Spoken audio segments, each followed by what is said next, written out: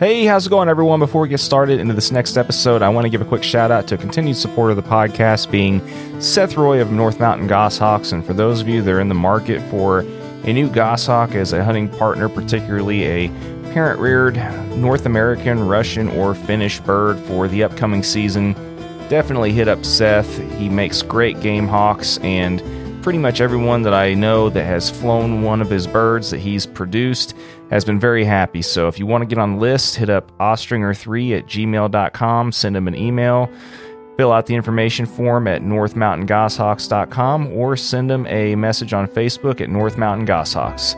Tell him we sent you. And now, on to this next episode of the Falconry Chronicles podcast.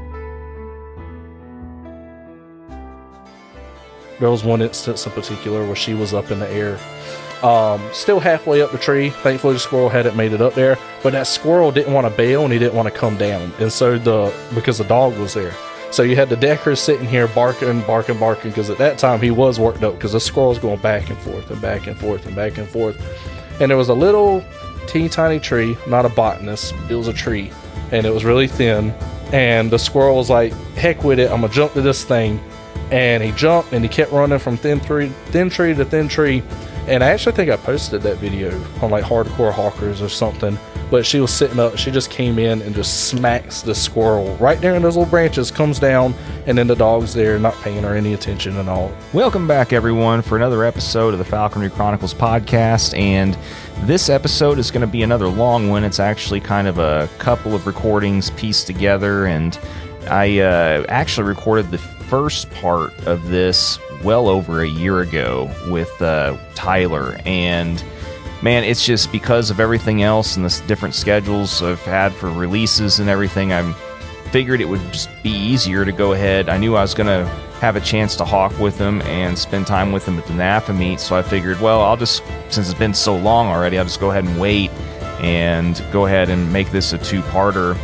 And combine them and everything after I get a chance to do a follow-up recording with them at NAFA. And so that's what we did. And I'll also have a Follies episode out with him sometime in the course of February here as well. But anyway, I talk about a whole bunch of stuff with Tyler, including his experience with owls, squirrel hawking, dogs, Deckers especially for him.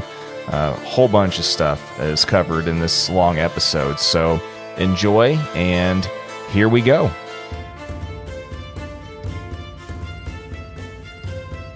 I'm really happy that this worked out. I didn't know how in the hell, with the way your life is and my life is, we were going to figure out a way to get this done at some point.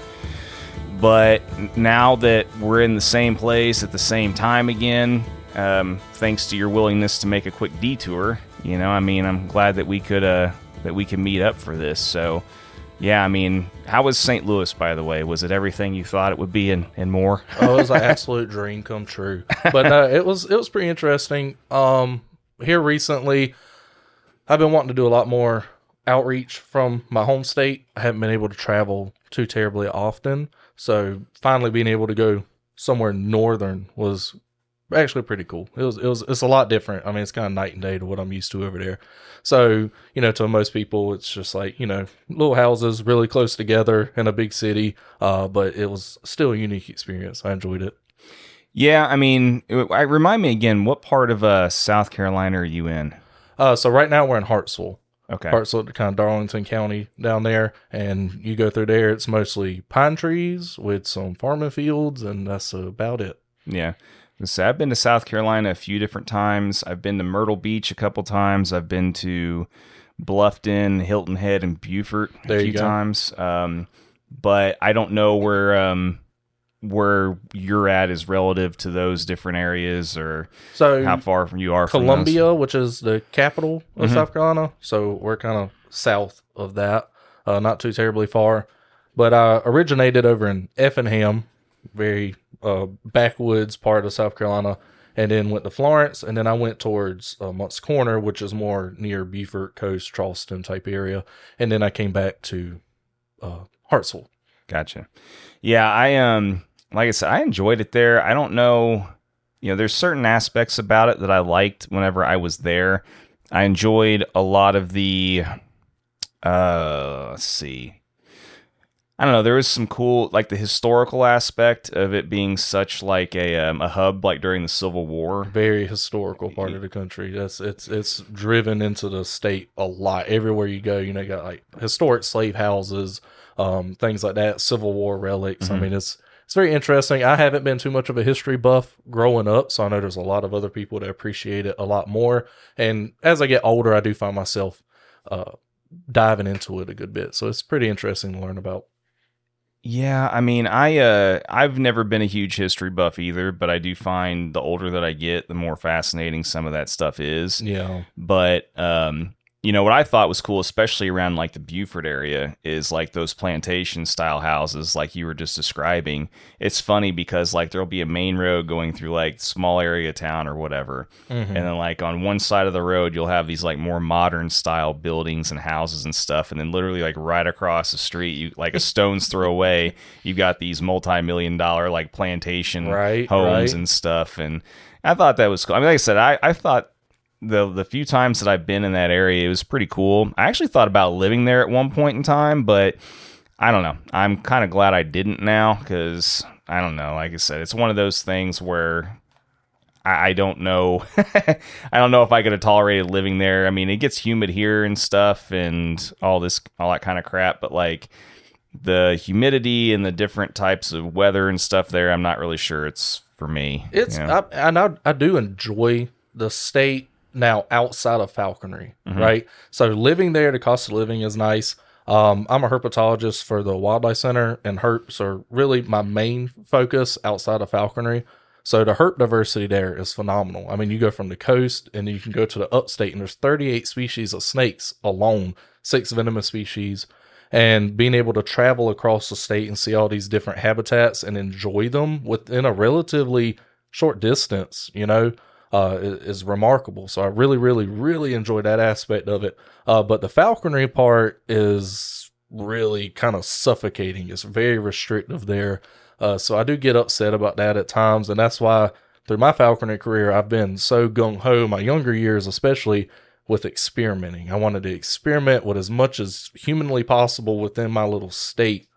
So that's been a challenge, but it's been fun at the same time. And just like we were talking about with the dogs earlier, as I progress in my falconry career, I find myself finally falling into these little niches that I really, really enjoy and just enjoying it, not experimenting, not trying to do anything crazy, just enjoying what I can.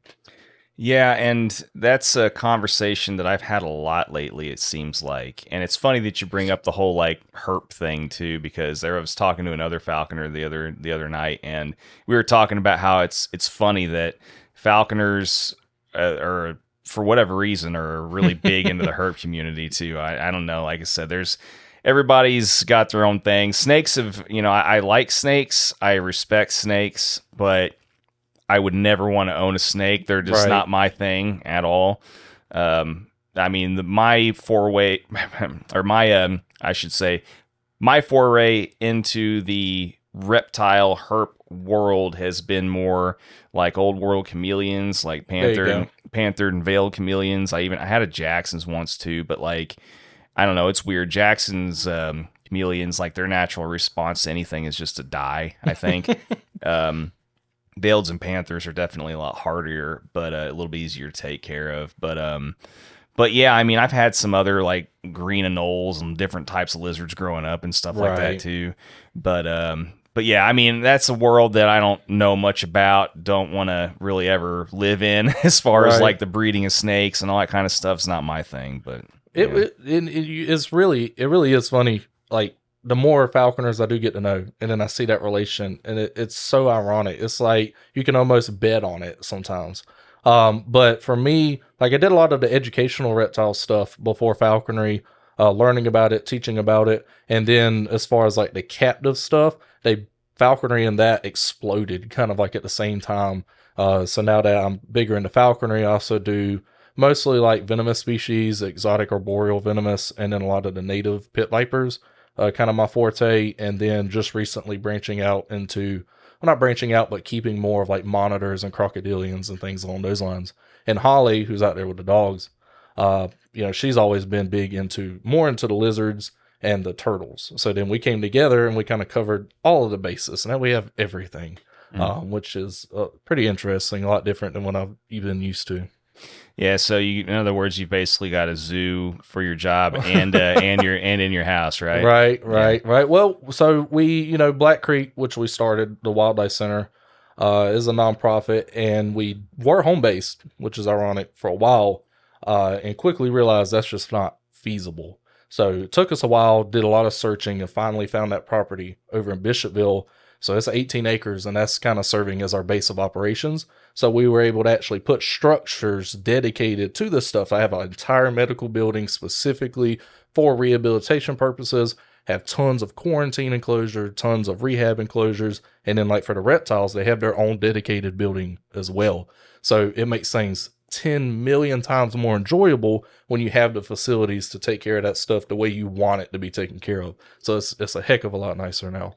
Yeah, I found that whenever you have like lots of interests, like anytime you have a new kind of interest, like, like for example, like me we're sitting here in my studio now, like whenever you have another thing in your life that you have like dedicated time, effort, and energy into, it's nice when it has its own space. Absolutely. And, anytime you have to shove and cram everything into your actual home and living area, like you said, it becomes a little less enjoyable because literally, I mean, you're cramped, I don't know, it just feels like claustrophobic. Yeah. But whenever you have different areas where everything lives and you can go and do your things there, it feels more organized. Yeah. And I struggled a lot with that with like my ADHD brain. Like everything was just kind of like a bomb went off, and I knew where everything was,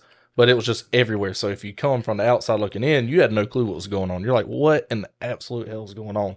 And then I get over there, and I can tell you where everything is and what it's for, because, I do 3D modeling, do 3D printing, do falconry, do the reptiles, do the dogs. And the older I get, the more, just like you said, appreciate having those dedicated spaces, and it does make it a lot easier. So I'm working on building, dog runs, like actual kennels with indoor areas so I can go up, have my collars hung up, have leashes hung up, everything I could possibly need right there in a spot, and be able to enjoy the dogs even more than I do already. Same thing with the Wildlife Center, same thing with the falconry. It's amazing. I mean, it's a hell of a leap. Yeah. I mean, how much of a pain in the ass was it then for you to kind of start the whole nonprofit aspect of it? I mean, how long did it take you to grow that and like deal with all those different logistics that were involved with that? It's difficult, and I'm not going to say we're done with it. We're still a long ways away. So we've only had the property for 3 years, but we've already got those buildings there. We got stuff established, because there's a lot of moving parts within that. So we have the rehabilitation aspect of it, which requires its own set of logistics. You got your medical supplies, you got how you do things, quarantines, and then you have the permit system side of it, right? And then you have the educational side where the animals who are non-releasable have to have places to stay. And then you have animals that you get for the educational specific task. And then you have another set of permits you have to deal with for a number of different things. And then on top of that, so you got your state and federal permit systems, and then you have your county, what your county is going to allow you to do. So that was probably our biggest fight, having to deal with all that, because we have educational raptor permits, raptor rehab permits. We have fox rehab permits. We have USDA licensing to have the animals there and be able to take them to do education stuff. Because outside of the reptiles and the birds, which unfortunately the birds just got added to USDA, we do a lot of mammals. So bobcats, foxes, raccoons, things along those lines. So you have to have that USDA licensing to take those guys out in the public. So that's a lot to keep up with. I mean, we have a ton of permits, and things got changed with the herp stuff in our state. So now we even have to have permits to rehab reptiles. So if I get a turtle in, it has to be added to a permit. I mean, it's a lot. But we're finally getting to a point where things are leveling out. We're getting projects finished, and we're hoping that it stays that way. And we'll be able to enjoy that part more of it, and be able to do more good in our localized community there. Yeah, that sounds like a lot. Yeah. And I mean, that's just the permits for the animals. I know you asked specifically about the nonprofit stuff. Like, that has been its own headache within itself because we're growing, obviously. And we're getting to the point where we want to try to get like grants to get projects done out there, because this is a organization set up to aid native wildlife that needs our help and to aid the public within our localized area. And so we want to get grants to get that stuff moving a little bit faster. So we're having to do like self audits, and you have to account for every penny that comes through that organization for the past 3 years. So like every time somebody donates $5, I have to find who donated that $5 and send them a thank you letter per law for the nonprofit.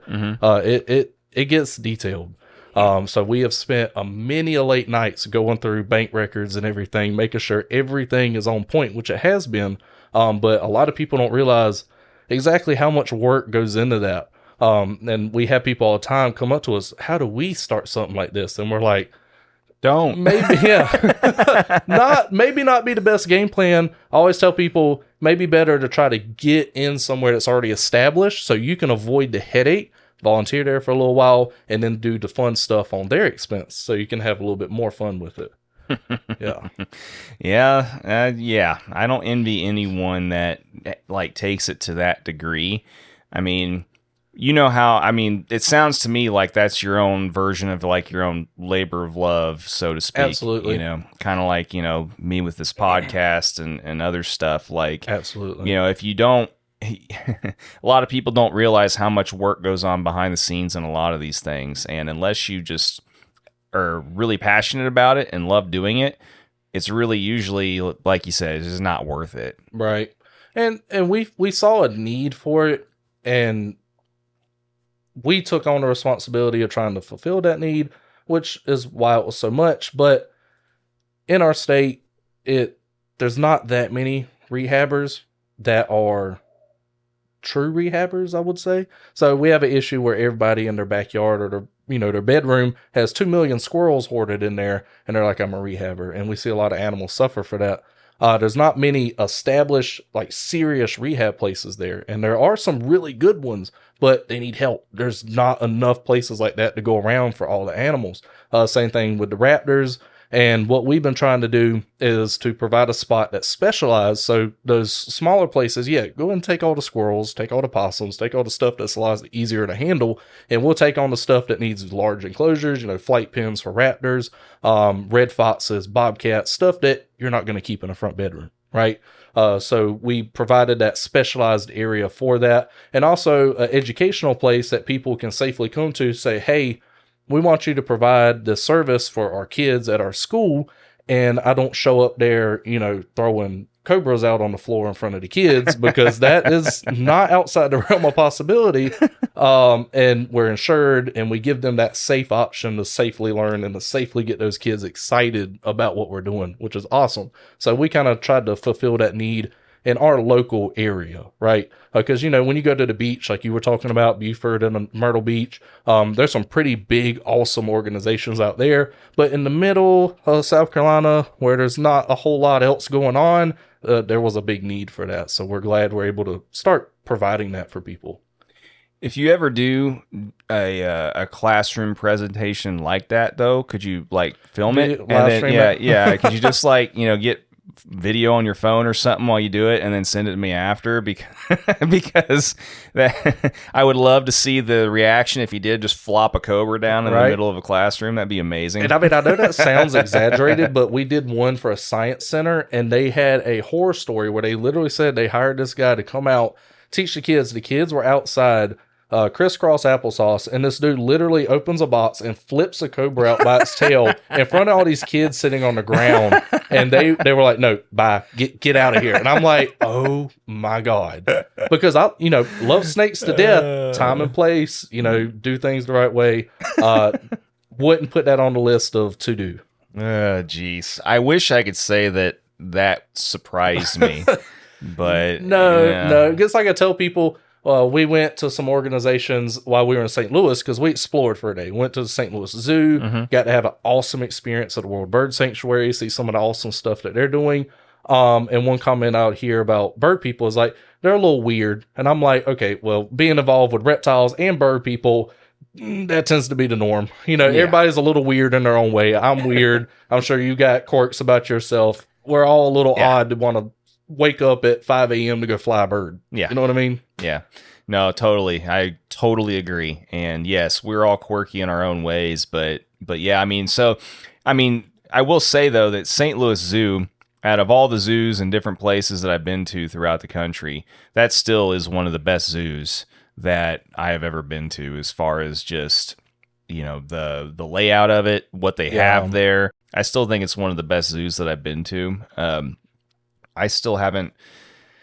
Even though I've lived close and been and done a lot of stuff in St. Louis, that's still one of the things that we will go and do as a family and stuff every so often too, because certain times of the year they also have like that the aquatic part open in the middle, like where you can pet the stingrays and all that kind of crap and stuff like that, and the penguins and all. Pretty cool, But anyway, they did have a really good layout. I mean, I appreciated the zoo. Because the zoo part was free, and for people to be able just to walk in, there's no paywall to that, and I mean that's like insane. Like and it's so clean, it's so nice. I didn't see anything wrong with the animals. I mean, everything was just wonderful, and that's why when we take these trips, like I said, I'm trying to travel more. That's like a big goal of mine, is to get out of our bubble and experience stuff. And every time we go somewhere, we go to these zoos, we're like, how are they doing this? And we'll literally talk to people. And then like the World Bird Sanctuary, and one thing we like to do is go to those smaller places. Well, okay,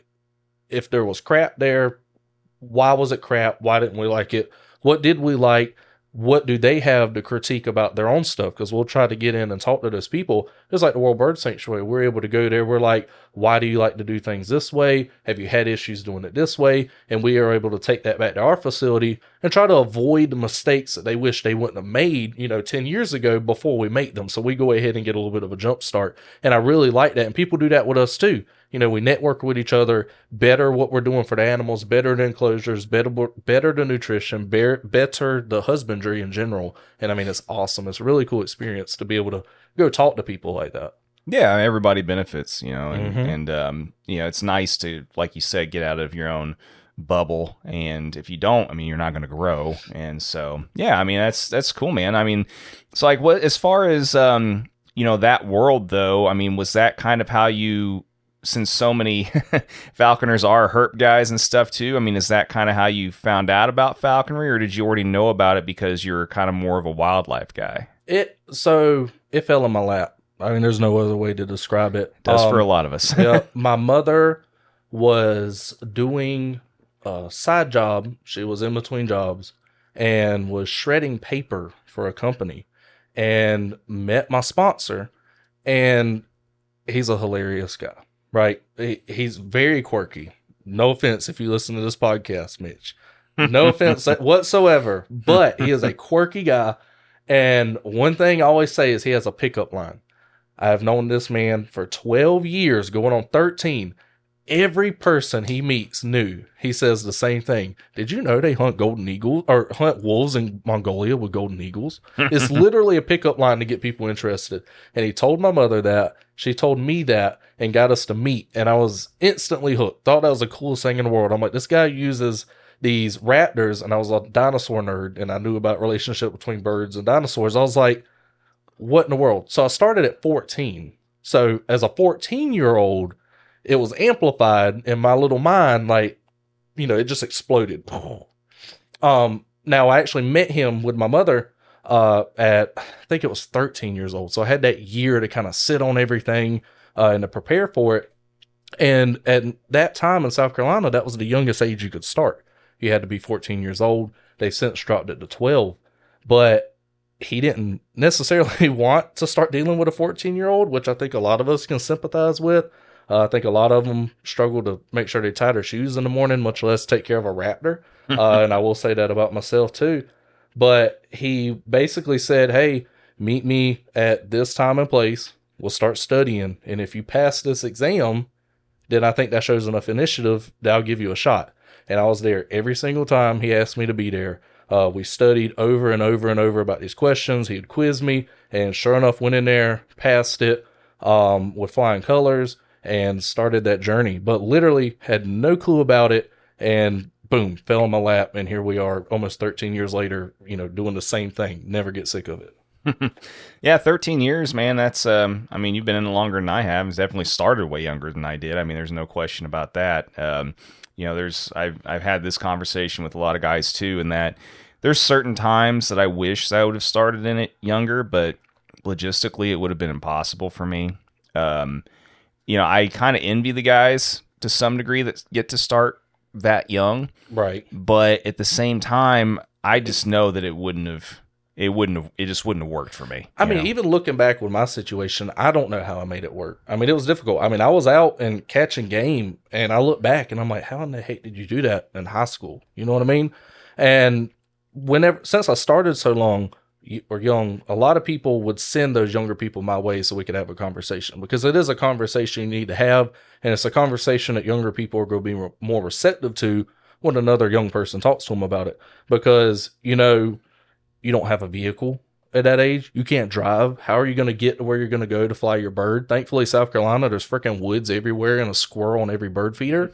So when you're flying a red tail, not too big of an issue unless you live somewhere like Beaufort where you're in the middle of a big city and you got to get out of that city in order to do that. Thankfully, I've never had that issue living in the boonies all the time. So, you don't have a vehicle. You've got to deal with school. So you're trying to fly before or after school. You fly on every weekend, so it limits your social life in that regard. But thankfully, I had a lot of friends who really appreciated the falconry aspect and would go out hunting with me. So I kind of made it a part of the friend group. And falconry helped me progress through my schooling and even into college and get me into all the stuff that I'm into today. So it's definitely not easy. It wasn't easy back then. And I try to help people be aware of that and know that there are going to be a lot of challenges trying to do that whenever you are younger. Definitely would have been easier trying to get into it now. But at the same time, I still wouldn't change anything. Having those experiences, like I said, I like to do a lot of experimenting after I became a general, which I think everybody tries to do at some point or another. And I got that out the way, and really now I'm starting to enjoy those specific aspects a lot. Well, and that's something since you have been in it as long as you have and started as young as you did, I mean, that is something I kind of want to ask you about, though, because, whenever we met at the Terrier Trials, back in July, and, I recorded my episode with Tyler there, Sladen. One of the things we talked about, because we started at relatively the same time and kind of took a similar path in that, you try all these different things because they kind of look, I don't know, tempting or shiny and, shiny. New. It's that whole, the newness aspect. You just can't help yourself. And I mean, it sounds like you kind of went through a similar type of thing. And I'm through a lot of that. I'm sure. And I'm sure for you, it was compounded even more by the fact that you're an adolescent at the time. Everything in general is like shiny and new. I mean, now that you are kind of on a path that you can be more disciplined a little bit, focus on one thing and appreciate it. Like, I mean, what aspects of that would you change, if anything? Like, change as far as what I did? Yeah, I mean, like, if you had, assuming that your younger self would listen to you now, right? Because I know when I was talking with Tyler, he said, well, first of all, like the now me wouldn't have, or the younger me wouldn't have listened to like, the now me, anyway. But assuming that your current self and would have the chance to talk to your younger self, and your younger self would actually listen, what would you have your younger self change, if anything, with some of that experience? If barring the wildlife center and everything that I did, I'd probably tell myself to get the heck out of the Southeast because it'll choke you to death. You know what I mean? Because we are very limited on what we're able to do, because there's some stuff that I would experiment with and it doesn't necessarily work there. But if I moved out west or even up north, like, it's totally doable and you can have a lot of fun doing it.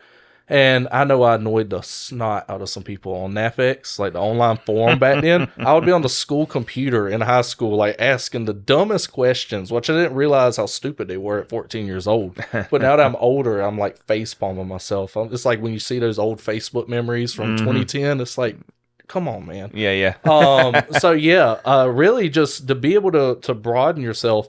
But if I wasn't able to move, or if I didn't want to say that, just enjoy what you got. You know what I mean? So squirrel hawking with red tails, it's not something I'd really call monotonous. It's something you can get bored of, because every squirrel flight is going to be drastically different from the next, and you can find a lot of fun in that. So just enjoy what you got, and know that that's fun. It's awesome, and there's a lot of people who don't have that, and that's what they dream of being able to do. Yeah, for sure. And I've gone on record several times in wishing that my idiot self would have done a lot more of that, or discovered that at the beginning also, because so for me, I know if like my sponsor, also very quirky guy, and he, I think he would be the first to admit that too, but he was one of those guys that squirrel hawking is evil kind of thing. Oh, really? And afraid of the injury aspect of it or whatever. Pretty conservative guy from Gotcha. that. So I mean, whenever you're an apprentice, you know how it is. You pretty much get sucked into anything that you're being told by your sponsor and stuff, and you should. I mean, I'm not saying that you shouldn't listen. Absolutely. I mean, you totally should. But that being said, there were a lot of people I knew at the time that were having a lot of fun squirrel hawking, and I really wish that I would have afforded myself the opportunity to see it more and see what it was all about initially, because I think that if I would have discovered that earlier, it would have probably kept me from like spending 2 or 3 of those interim seasons just experimenting with random crap that, sure, had I known more, probably could have pulled off better, but it wasn't going to be near as practical or near as fun for me in those interim years as squirrel hawking would have. And so I it's so funny that you say that, because I completely agree. Like, it's become so much fun for me. And yeah, like you said, I mean, the squirrel chases are completely different from one thing to another, and you're completely engaged the whole time. It's right in front of you. Exactly. That's what I appreciate. And I'm gonna talk out my rear for a minute, because like I said, I've been in my bubble, and go for it, I'm man. trying to travel and experience other forms of falconry. But whenever I see it online and on social media, I'll watch this little dot, and then the dot falls out the sky and hits another dot, and I'm like, that's really cool. That bird was really fast, but I want the bird to like hit me when it's coming down. You know what I mean? Yeah. There's so many squirrel chases. I can just reach out and grab the squirrel and the bird at the same time, because it's literally right in front of you. Being involved, that's probably the most fun for me. And that's why I've kind of dialed back, especially this season. This season, you can ask Holly and everybody else I spoke to. I said, the only thing I want to do, I want to get an awesome red tail. I want to get my dogs, and I want to catch as many squirrels as possible this year and have an absolute blast. I've got my Decker, who is 4 years old now. He is a veteran. He knows the name of the game. He knows the birds. And I trapped that 57-ounce morbidly obese red tail, who is no longer 57 ounces and should have never been 57 ounces. But I'm about to get her going, and I'm hoping... in my mind, I've put up with her saying, she had to be really good at catching those squirrels to get that fat. So I'm hoping that season is going to become a reality. Just a lot of rats. Yeah. Well, she casted up some squirrel fur whenever I had her, so I'm hopeful. And it's funny because I do wildlife control just like Tyler Sladen does. And where I trapped her, she also fell on my lap. The house behind her, I caught 12 squirrels out of her attic. Like, that area is loaded with squirrels. It's insane. Well, there you go, man. I'm hoping that's what I got. But we're going to find out hopefully next weekend. But it's funny, like with your sponsor, mine was the complete opposite. All he's ever done is fly red tails on squirrels forever. I don't even know how long he's been doing it at this point. A long time. And he enjoys it. He learned what we were just talking about a long time ago, because he has never tried to branch out. He's like, this is it. I love it. And this is what I'm going to do. But I kind of had the like when you're a kid and your parents tell you not to do something and that's what you want to do. That's what happened to me with my falconry, because in South Carolina, red tails and squirrels are your bread and butter. It's always going to be. There's really not much else you can do. We're landlocked, and my thing is, like, I could find a field to try something that would hunt in a field, but with the way our properties are, you're going to cross 20 people's property trying to get your bird back if it just decides to, fly off, right? And that's a headache I just don't want to have to deal with right now with how South Carolina's set up. But with that comes a lot of people who have a lot of opinions about stuff they don't know anything about, they don't have experience with. And so they were telling me, they're like, no, don't ever touch a Cooper's Hawk, don't ever touch a kestrel, don't do this. And I'm like, that's the whole community, though, right? Just to be fair. That's very true. And so I was like, you know what? I am going to touch a Cooper's Hawk. I am going to touch a kestrel. And when I touched a kestrel, I had the most fun I've ever had in freaking 12 years. I mean, it was amazing. Honestly, probably top tier as far as if you just want to go have fun with like your friends, you load up in the car and you go out and you just have an absolute blast, and I'll never look back on it. Like, I'll never say I regret doing that. I'm like, I need another kestrel. Like, I need to do this all of the time. And I still have my little male, and now during the spring, that's exactly what we do. We load up, we go out, we slay, we fill the freezer. I mean, there's not much better. And thankfully in South Carolina, just like we talked about, there's starlings practically everywhere with some exceptions. And it's accessible to so many people. I mean, it's just awesome. It's a good gateway to get people into the sport too. It's amazing. So. Yeah. No, I mean, I still tell people to this day that, it's not apex falconry by any stretch, but as far as if you're just looking for pure, just fun. Yeah. I mean, it's pure fun. I mean, it's just fun. I mean, that's really all you can say about it. We have laughed and laughed and laughed about so many things, and there's so many stories that you have.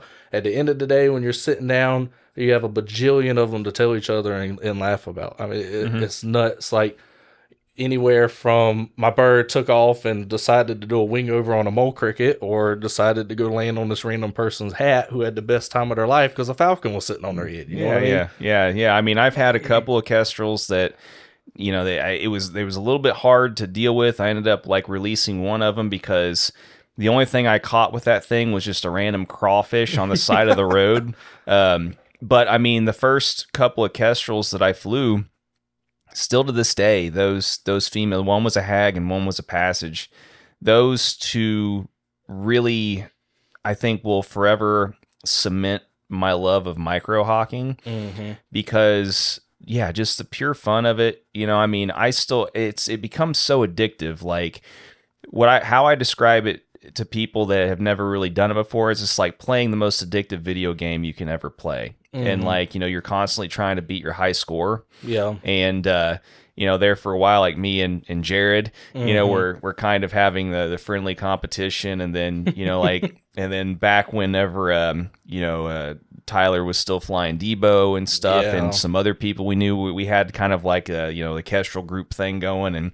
And I mean, there for a minute, like it started getting almost ridiculous. The one passage female kestrel that I flew, on average, I don't even know how much gas I spent like on that bird, because like on average I would drive around for at least 3 hours every morning, like literally every single morning for like a month and a half. And each kestrel that I've flown, I've ended up losing, just because, whenever you fly for 3 hours every morning and you don't fly with telemetry, like, you fly 3 hours at least every morning for a straight month and a half, it's gonna eventually get chased off, or something's gonna happen. Right. And like I said, I don't fly my kestrels with telemetry just because if a Cooper's Hawk catches, I don't want to sit there and watch it get eaten for 30 to 40 minutes and to get my telemetry back. So anyway, but I remember one morning, I mean, I think the highest total I've ever gotten was about 20. I got like 20 starlings in like 3 to 4 hours with that passage kestrel. And it was just, it kind of became funny. It's just like you catch 5 within like, a half hour, right? And then like, okay, well, I've got to get to 10 now. Yeah. And then it's just like, it's so needless, but at the same time, you're just trying to one up yourself. Yeah. You know what I mean? And it's just it's an invasive species. So it's like, catch as many as you freaking exactly. can. Yeah. You'll be blessed for it. And with the first serious kestrel I flew, which was Quetzal, freaking firecracker of a bird. I mean, like you said, that bird in my book was legendary. I love that bird to death. And I did fly her with telemetry and stuff, but she gave me some funny stories, and it was mostly because she was an imprint. and she had no fear of anything. So, and I hunted her in every way that I feasibly could. And it was the same thing we talked about earlier. I wanted to experience all of it and then figure out what was fun. And car hawking obviously ended up at the top of the list. But we would hunt off the fist. We would hunt off of buildings. I would hunt her off a pole. We would hunt in pallets. We would hunt at these warehouses. We would hunt from the vehicle. All sorts of stuff. And I mean, I've got so many stories from her. Like one time we were pallet hawking and I had her up, this big walking stick with a perch on top of it and just let her sit there. And I would go and kick the pallets, pick them up and jar them around trying to get the sparrows to fly. And a kitten ran out from the pallets and she took off and bind to the back of the kitten's head. Geez. And so I have to take off over there and scruff the little thing while it's cutting my hands to pieces. But she's steady, like, I'm gonna eat your eyeball. Like she didn't care. She was crazy. And then another time we were car hawking and the starlings busted before she could get anywhere close to them. So she's like, okay, kind of does a little Yui. And I was very, and I am to this day, because I want to, it's kind of funny because this isn't really how car hawking works, but I want to keep my stress to a minimum. Sure. Like I want to enjoy it as much as possible. Yeah. So I'm stupid picky about the slips that I took because I didn't want to be in a bad situation. I didn't want people around. I didn't want vehicles around. I just wanted to catch a starling, get back in my vehicle and go get another one without any conflict with anybody or whatever. And the one time I didn't do that, I had a group full of people, and they were like, do it. And I gave in to peer pressure, slipped her on it, the starling's busted, and it was near an intersection, and she looting around and landed in the bed of a guy's truck. And the light turned green, and he started driving away with my bird, and she's just watching me like, all right, see you, bud. And so I ended up chasing after the guy on foot. Knew I was never going to catch up, but I was freaking out at this point. And thank God she saw a mole cricket in the grass and decided to bail out of the truck on the shoulder of the road, and I was able to go pick her up. But that was insane. But yeah, plenty of stories. And I mean, I'm sure you saw them too, but we did everything from hunting off of the fist on house sparrows out of the pallets to shine pigeons. She'd go get pigeons out of the rafters at night. So she was a lot of fun. Yeah, I remember like talking to some people and being like, oh, I'd love to do that. I'm like, just you may want to, just pump the brakes just a smidge on the pigeons, just a little bit. Know, I mean, it's a little bit, of a tall order. Odds are you're gonna at least. I got to the point where I was like, they can do it. The flight sucks, but it flies up to a flashlight. Yeah, and you have the risk of the 300 gram pigeon falling on top of your 90, 80 gram kestrel whenever they hit the ground.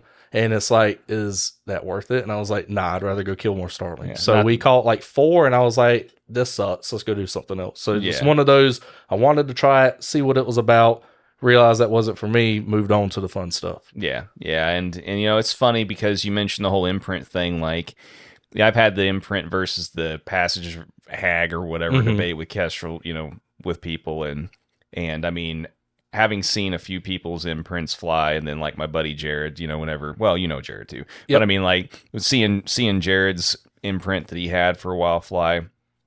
I mean, we would fly ours together on a regular basis when we both had ours. And I mean, the only thing, people I think have it in their head because so many people went the imprint route that like you can't get like high numbers, or you can't do this, or you can't do that unless you fly an imprint. I tell people all the time, I was just like, no. The only reason, there's only like 2 reasons in my mind that the imprint is beneficial over the other.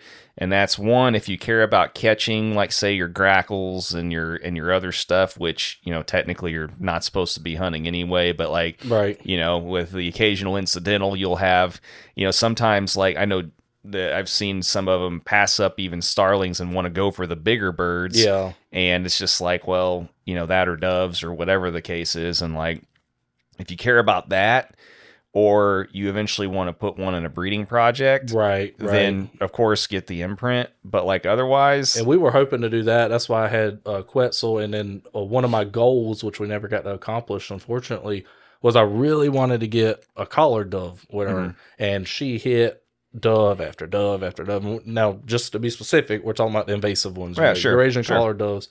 And just every time, had 2 footfuls full of feathers, because that's just what they do. The they feathers shed them, man. Come right out. And I was hoping one day she'd get enough meat to hold on to them, but she never could. But she gave it everything she had. I mean, I don't know how she didn't just knock them out at one point, just instead of trying to bind to it. Yeah, it's just one of those things. Like, is that really that important though? Right. I mean, but as far as starlings and everything else, to me, there's zero benefit, like a one over the other, Yep.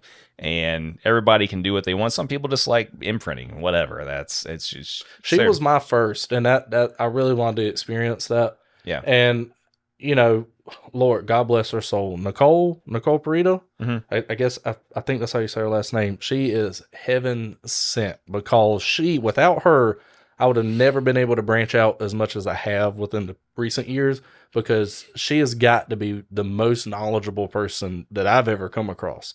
And her willingness to help has helped me make so many freaking decisions to make my falconry even better, and even come to hard self-realizations like, do you really want to be doing that? Like when I got my Cooper's Alt, that's what I had always wanted to do as an apprentice, story we've heard beat to death, and caught bag quail and stuff with it, but at that time of my life, I didn't have that relevant access to go out in the longleaf pine savanna and find quail on a regular basis. I didn't have a bird dog. I didn't have this. I didn't have the freaking time to put into it that I know is required now, because I was a newbie still. So, we cut him loose and never look back. And that's still a goal one day, once I have enough time to really put into those birds, that she helped me realize was required. But throughout the imprint process, like, she's the reason that Quetzal was so great. I mean, that bird was awesome, and I would never, ever discredit that was me. I mean, she told me everything step by step. I have a folder in my phone labeled Nicole's Wisdom, and it's just screenshots of our conversations that I can go back and refer to. Like, what does she think about this? How should I do this? How can I do this better? And I've done that from Harris Alts to Kestrels to Cooper's Alts to Great Horned Owls. I mean, everything she is improved upon just by asking a simple question, and just the fact she's willing to do that for so many people is awesome. I mean, she's a top tier falconer for sure. Yeah. I mean, like I said, it's always nice when people with that amount of experience in the community are willing to reach out and help people and stuff. And it does make it easier, even more so though, if that person like exists within your own personal world, that next, like near you and stuff too. But yeah, man, I mean, it's interesting what people's opinions and experiences are. Like I said, I did imprint one kestrel, and the only reason I did it was because I knew it was going to go into a breeding. She was going to go into a breeding project the following year or whatever. Yeah. And so it's one of those things where, my opinion, I've tried very hard over the years to only pass along opinions that I have personal experience with. I mean, if I do say anything that I don't have and, I've just been told or whatever, I make sure to explicitly make that clear. I don't, pretend to have knowledge, personal experience that I don't have. Like I said, I'm not just like earlier with the long wings. Like, I'm not going to have a definite stance on it, because once I get there, I get excited about just about anything. And when I see a copperhead who's my 1,000th one crossing the road, I'm like a little kid. I'm sitting there shaking. I'm like, this is the best day of my life. And I'm sure I'm going to be the same way with that. And I have no experience with it. So, take it with a grain of salt for sure. Yeah. Well, and you kind of brushed over it and glossed over it there for just a second. But yeah, I mean, you're one of those people too that, like, in the midst of your wanting to try all kinds of different stuff, you even had the great horned and things there for a while too. So, like, what was your experience like with that? I mean, we talked about it briefly at the terrier trial and stuff, but that bird, as far as like husbandry and captive bird, and when I say this, for the love of God, everybody listening, please don't go grab a great horn and be a pet keeper like 90% of everybody else with them. But I don't want to lie, because she was a blast at the house. Like, in the mews, everything. That bird would come up and nibble on you, and then she was just fun to interact with. You know what I mean? Because coming from somebody who had passive red tails, and they're just like, where's my food? You ain't got food. I'm going to turn around and ignore you until we do something that I'm interested in. But she would play with the decker. She'd play with me. She was a blast. But, like, she was a falconry bird. So my goal was to kill something with her, and we were able to succeed with that. And that's, I was over the moon with it. The first time I hunted with her, I've heard of people being successful with like rabbits and stuff at night, and we can't do that here. And I didn't really want to do along the same lines of like the kestrel, spotlighting pigeons. I didn't want to just spotlight something and an owl just like a bowling ball, like throwing a bowling ball at something. I didn't want to have that experience. I wanted to hawk with the owl. I wanted to be involved just like with the red tails. And I knew it was going to be difficult. But when we first started out, just so I could see if this was feasible, we went out and I had this property where I'm up on a hill. The woods sloped down really low, and I knew that the squirrels would kind of forage and cut nuts and stuff down there at the bottom. And so I sat there with her on my glove. It was getting a little bit later. And sure enough, she finally locked on to one. And just as we all know, they're pretty freaking quiet. I didn't put bells on her or anything. And she just slowly floated down the hill and hit the dang thing upside the side of the head, and it was over. Not one squirrel, I think, when I got to her was alive because of those paws that they have. They are massive. But I put a lot of work into her, and I talked a lot to Nicole about how I should try to raise this bird to be successful with that, because that was kind of new terrain. Like, I don't know if anybody else hunting squirrels or the great horned owl. So I was like, I don't have anybody else to ask advice to. What do you think? And a lot of it, I mean, honestly, it kind of raised it similar to like an accipiter. A lot of prey drive building, trying to work this bird up and getting it confidence and everything. It's like lure pulls. I lure pulled the snot out of that bird to make sure that she would chase things and get excited about it and got a reward and got to break into stuff at the end, to the point where she'd be sitting on the glove just bobbing her head like you see a goshawk. Not saying they're anything similar to a goshawk, but she was ready for something to pop out of the brush to chase. And to this day, our ultimate goal is to go out west and try to do that with like jackrabbits and such, but we were never able to. And I'm hoping this year we're going to be able to get another one and try that, because I think that's beyond realistic and beyond would be awesome to do. So we're working on plans for that. But anywho, built that prey drive up, made sure that she was going to realistically want to kill something, being an imprint owl, because, 90% of the ones we see are sitting on a glove or sitting in a mew, and that's all they ever really experience, unfortunately, because a lot of people get them as a pet, cute, cuddly little owl. But she got to the point where she would follow along in the woods, just like a red tail would. We'd flush a nest, and she'd come in like a ton of bricks and just hit it.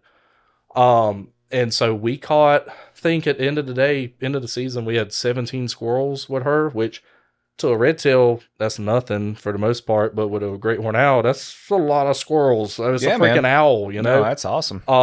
And I'm not going to hype it up.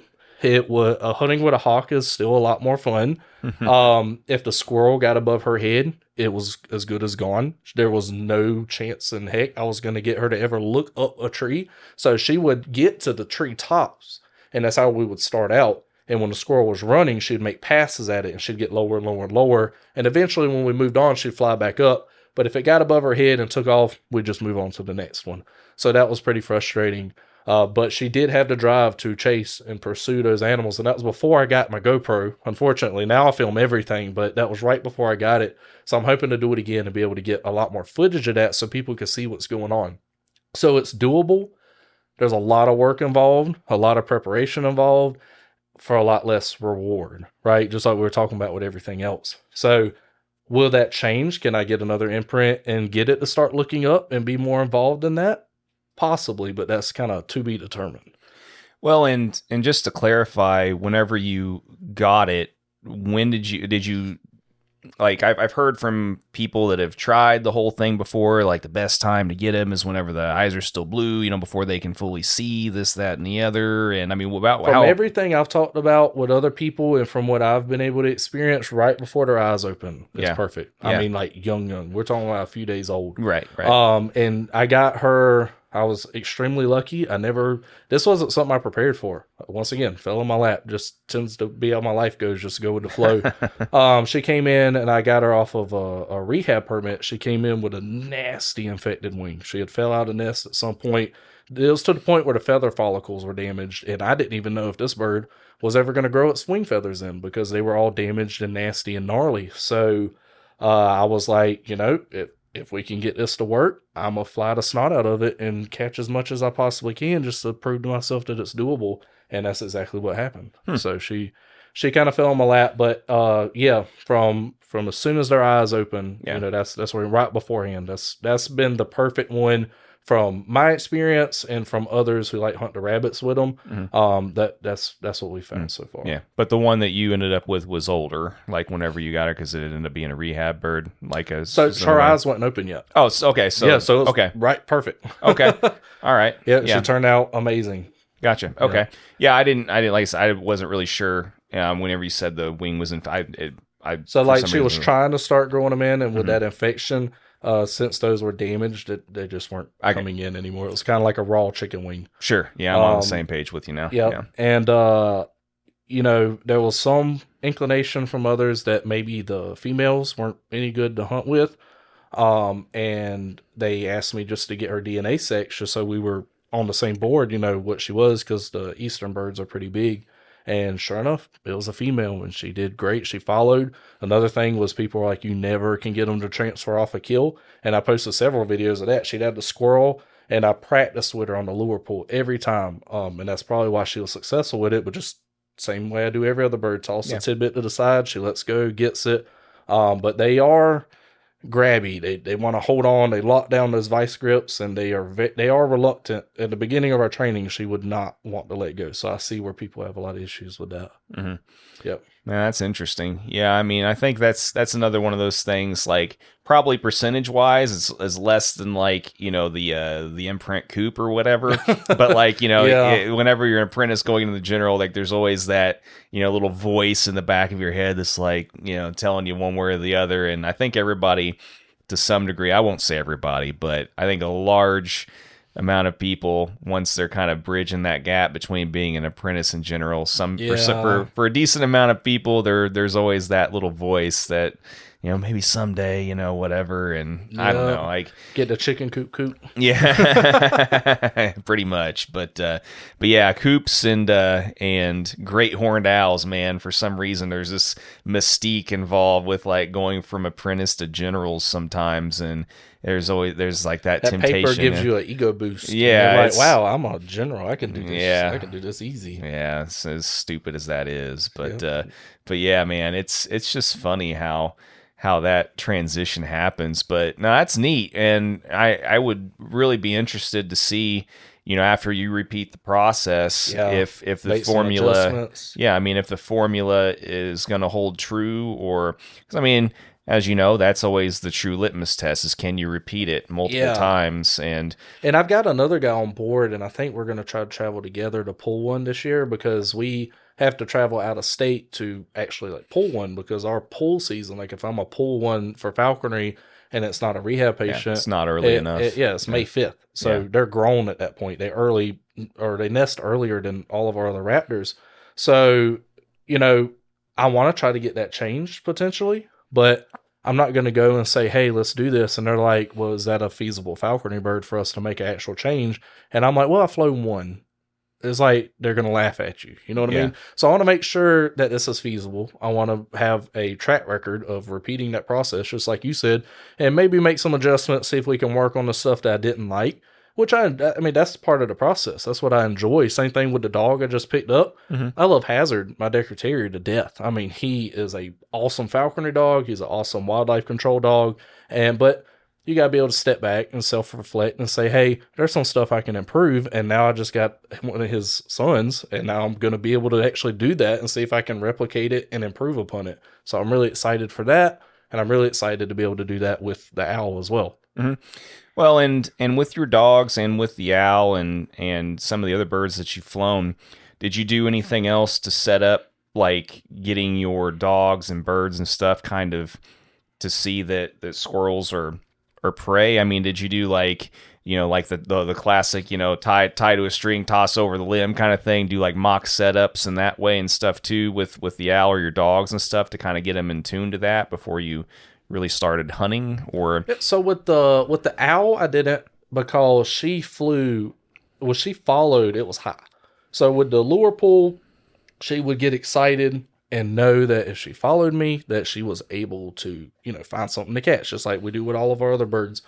And I didn't realize till we cut her loose and went out for the first time that she treetop hopped the whole time. Mm-hmm. So I was like, if I flush a squirrel, she's going to be staring at me and the squirrel at the same time. So let's just see how it goes. And she instantly started going after them. So it was perfect. It just worked out really well with the puppies. So, same thing with Al, work on that prey drive, show them prey. I pulled squirrel. She knew what a squirrel was. She knew that they tasted good. She knew that she got to eat them whenever she caught them. Which I'm sure had some translation into us in the field. And the same thing with the dogs. I mean, Andrew Statnick, who has this litter of puppies, he has done a fantastic job with them. And I mean, from the get-go, he has been showing them squirrels. He's been pulling them around the yard. The puppies have chased them, put teeth on them. He's got them treeing. He has a whole hollow log in his yard. He pulls it through. Makes a huge difference. Yeah, I mean, so... And I was worried. I knew I wanted another Decker because I really appreciate that line of rat terriers, because Hazard... I had the wildlife center, and I didn't need a terrier that was just nuts all the time and who would just go out and kill everything that he saw. So at work, I mean, he will bay hogs, he will catch raccoons, he will catch squirrels, he will be gentle with the kestrel, he will be gentle with the owl, he respects them. And when we go to the center, he knows that is not work, and he does not try to kill all of the animals at the wildlife center. He will quite literally play with them. And it's really amazing being able to see this little animal be able to differentiate between the two.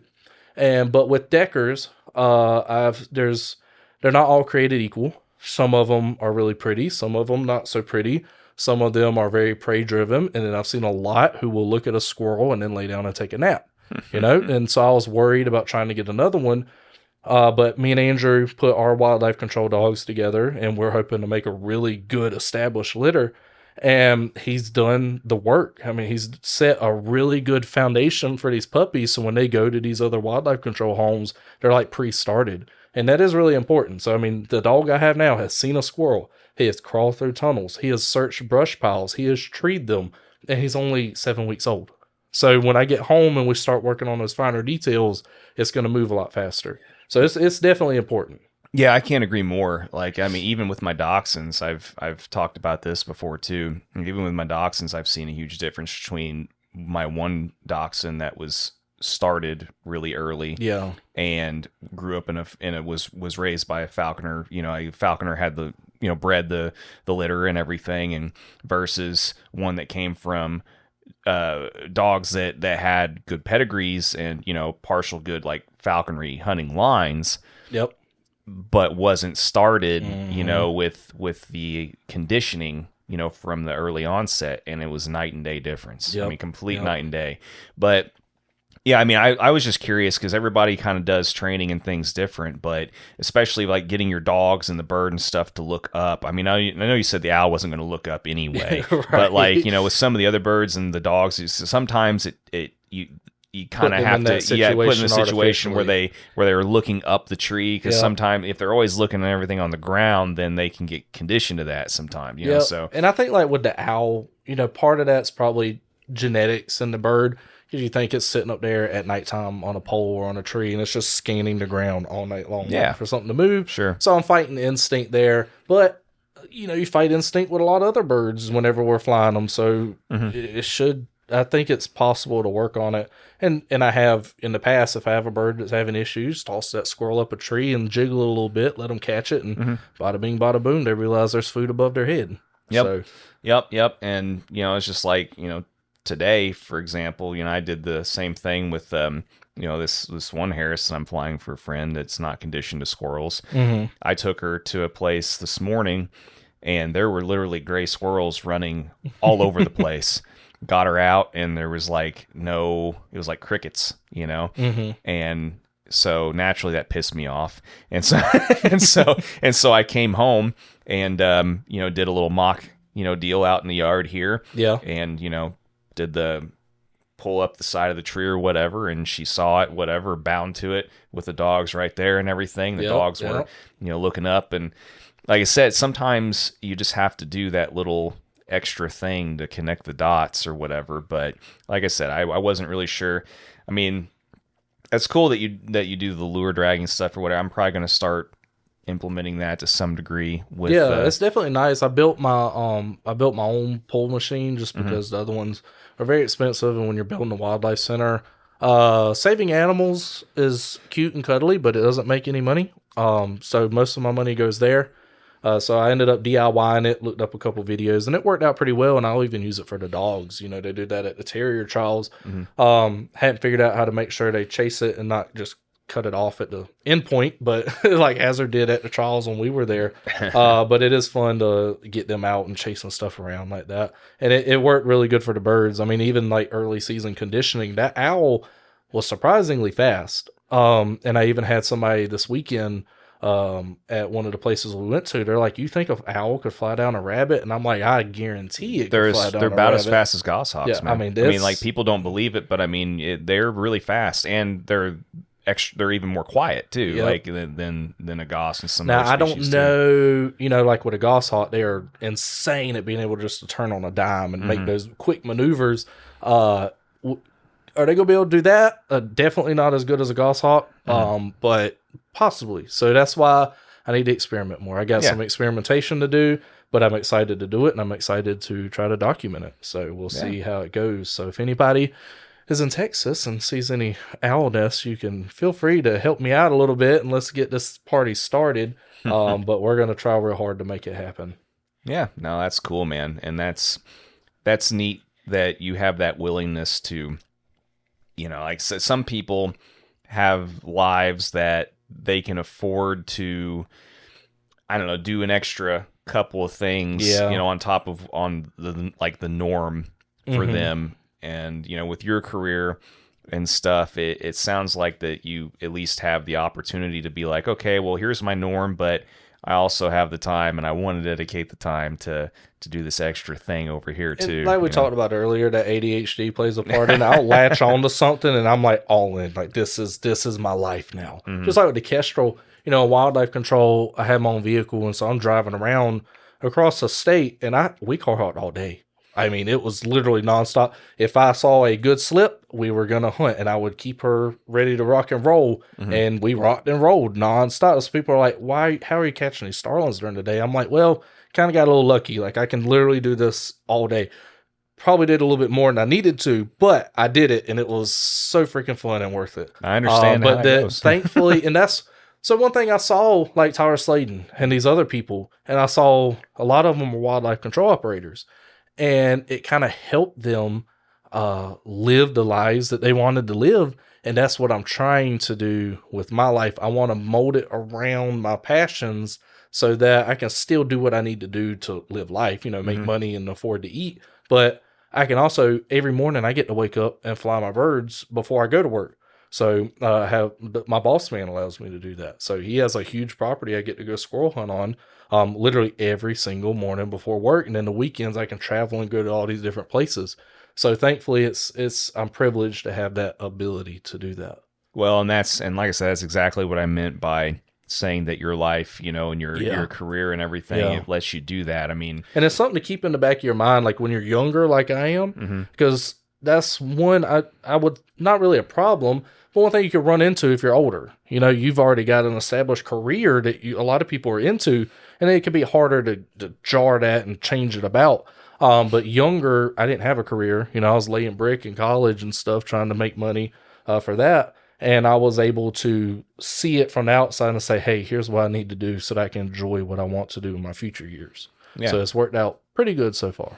Well, and you also had the good fortune of discovering that this was going to be a part of your life from a very young age, too. So you had that extra consideration already built in. Like someone like me that doesn't discover this until they're like 30 or 31. Right. Like you said, by default, usually you're already in an established career by that point, and then you got to mold this according to that, already after the fact. But you're right, man. I mean, having that luxury from an early age, it puts you ahead of the game, especially whenever you get into something like this that requires so much time, effort, and energy. You got that right. So, but no, that's stellar, man. Thanks for sharing a lot of that. Like I said, I know like several other people that, like with the Deckers and stuff too. Like, honestly, if I wouldn't have gone the dachshund route, like, I just felt like that was a better fit for me than the Deckers, but I looked seriously into the Deckers. Y'all have a lot of bunnies up here and stuff. Yeah, so like here where we are, it is so tough to find rabbits. Like squirrels and starlings are literally about it. Even the rabbits, unless you go upstate, are really difficult to find. And if you find them, it's not hawkable. Like the cover is horrible. I'm sure the Dachshunds could do really good in it. And I looked into them, obviously from Tyler Sladen's Zoid, saw him, and just like everybody else is like, I need to do that. And I followed that route for a while, and then I found the Deckers and realized that why am I going to get a bunny specific dog when I'm 99.9% of the time out in the woods hunting squirrels, right? And so that's why I ended up getting into them. But yeah, so we don't have that bunny thing, but they're a really cool dog. Yeah, and I mean both of them. Yeah, for sure. I mean, I for areas where you're dirt hawking, whether it's rabbit or squirrel or a combination of both, I think that either dog is pretty appropriate. But I mean we flush rabbits because if I do find one or I catch one randomly throughout the season, I might catch 2 or 3. It's normally like in a brush pile in the woods, and then the dog finds it and can push it out. Which, I mean, the dogs, and I know we've heard it a billion times, especially with as popular as Tyler's gotten nowadays. It's a lot more fun now in the woods when I've got my dogs with me. I mean, but I haven't looked back. That's been a blast because I get to enjoy my dog 24/7, even at work. And I love it, and I love him in the field, and I love watching the birds and the dog interact with each other and seeing the success that they produce. Because when I'm in the woods, we've got 3 different species of animals working together. You got a person, a dog, and a bird, all trying to do the same thing. I mean, it's mind-blowing. I mean, it's a blast, and now that I've got others to add into it, it should be pretty good too. And I kind of attempted to fill my Dachshund role, which ended up working pretty good. I've got this other terrier who is a mutt. This falconer had an accidental litter between a Jack Russell and a Decker. And I was like, he ought to be kind of small. And I got him, and he's like this long and only this tall, and he fits perfectly. And all these briars that Hazard can't go through because he's got this big, broad chest that catches every thorn you could imagine. So he's not too fond of breaking through that super valiantly. But yeah, it's been a blast. But yeah, like you said, the Dachshunds are perfect for if you're up here trying to chase those bunnies around, and even squirrels. I mean, I've seen a good bit of work with them getting in those hollow trees and stuff. That's awesome. That size is remarkable. Well, and they love squirrels too, man. They're so gutsy. Like when people hear of a Dachshund, they think it's the ones that pee on everybody's rugs and just sit on the couch and have little hot dog costumes. And then, like you and Casey and everybody, they got these Dachshunds out here with long, pretty hair, and they're just out here kicking ass. It's like, what in the world is going on here? Yeah, it's different, man. Like, I mean, they're not known for treeing, but they'll do it. I mean, they know what squirrels are too. They learn really quick that they're just as tasty as bunnies, and that prairie drive is there just as much for them too. But yeah, I mean, it's all to each their own. I mean, it's what are you predominantly going to do, or if you have an equal. I mean, if you've got one more so than the other, yeah, I mean, if all you have is squirrels and that's like 90% or 80% or even what you're going to do, sure, go the Decker route. It makes more practical sense. But I mean, if you've got like a 50-50 split or you got more bunnies, then the Dachshund makes more sense, I think. But I've seen like Jeff Fincher's, Decker, Gozer. Man, that dog goes literally insane for bunnies. I mean, like I said, they're both great. I mean, both great breeds for all those purposes. I think Jeff and Clint and a couple other people definitely got me into the Deckers because talking to them, and I really appreciate the silence of a Decker too, because Hazard will bark when he is extremely worked up. It's either a raccoon or when he's baying hogs, he will make noise.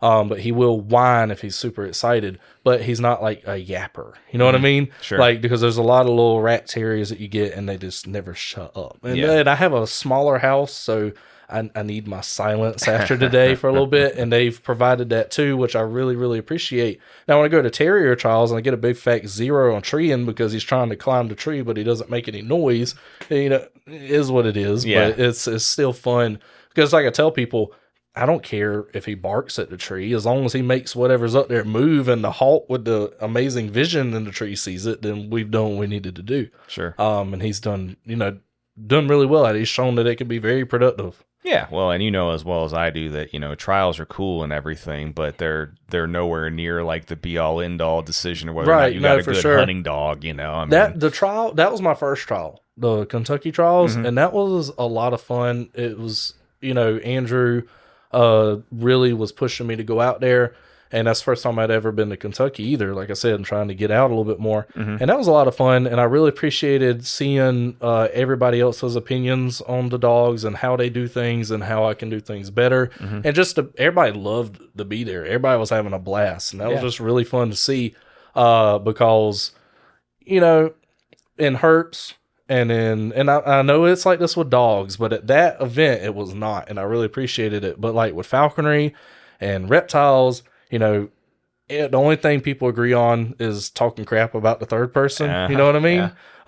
And so that gets old. Like I keep so many different species of reptiles, and I do it very successfully. But I don't stay that involved in the reptile world just because it's so exhausting. Like you post something and then somebody else comments, "Well, actually," and it's like, don't do that. Just look at the pretty picture. Let's move on with our lives.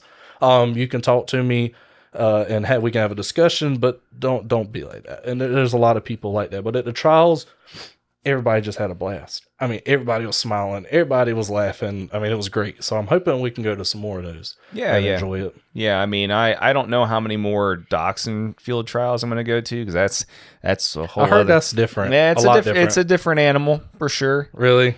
Yeah, I mean it's a different animal, but you know the main reason I went to the one I went to was because I got to meet Teddy and that whole deal and stuff too. And like you said, it's nice getting feedback from people who literally will die and forgetting more than you know about anything. Absolutely. Of a particular topic and you learn to appreciate that a lot as you get older. For sure. And, like I said, it's nice hearing the good and the bad, what you could be doing better, like you said, and all those kind of things. But yeah, I mean, if nothing else, it's nice putting faces to names, seeing friends, whatever. But yeah, man, no, I mean, like I said, we can go ahead and come close to wrapping this up. I mean, talked about a lot of cool stuff and, you've already told a couple of cool stories too, but I mean, are there any other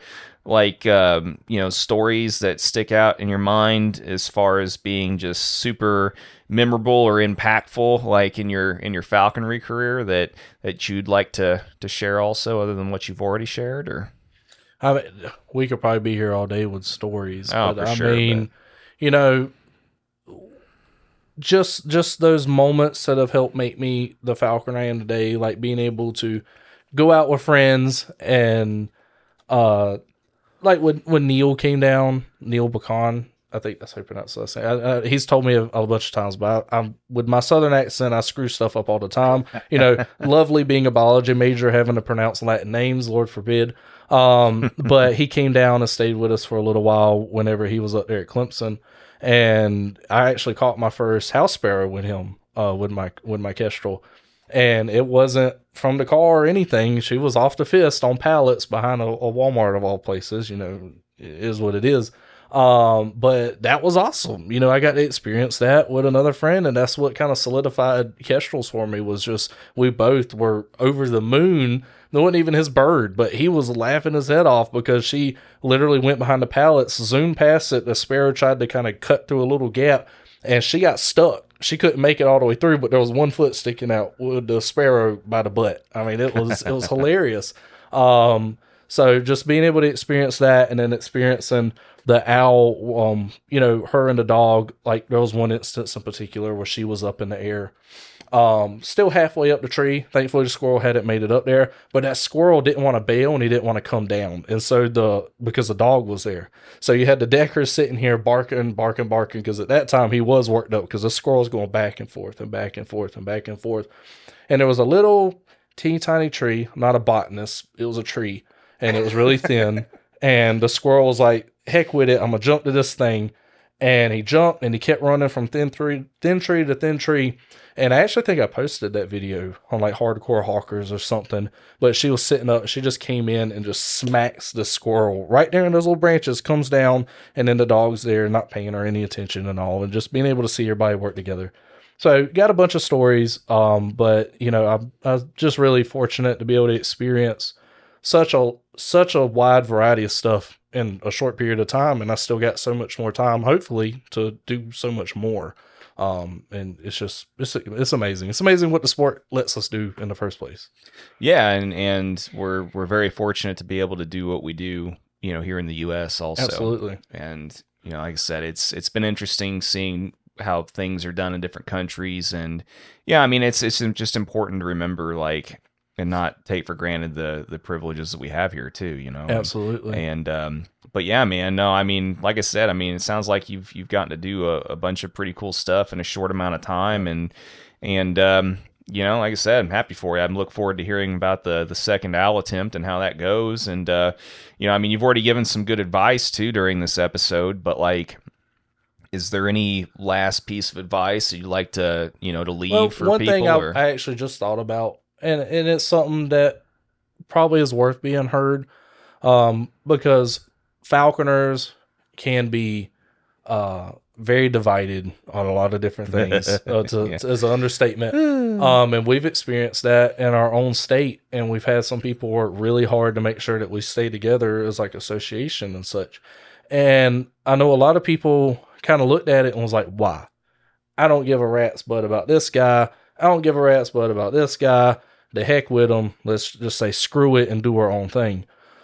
But one thing that is unfortunate that I've experienced in my short life is with the center, as many permits that we have for all the different things, all the different animals. A lot of times our government officials don't know everything about that stuff, even though there's permits and stuff for it, and can misinterpret things or interpret it their own way, or just try to bulldoze people who there's not a big majority of.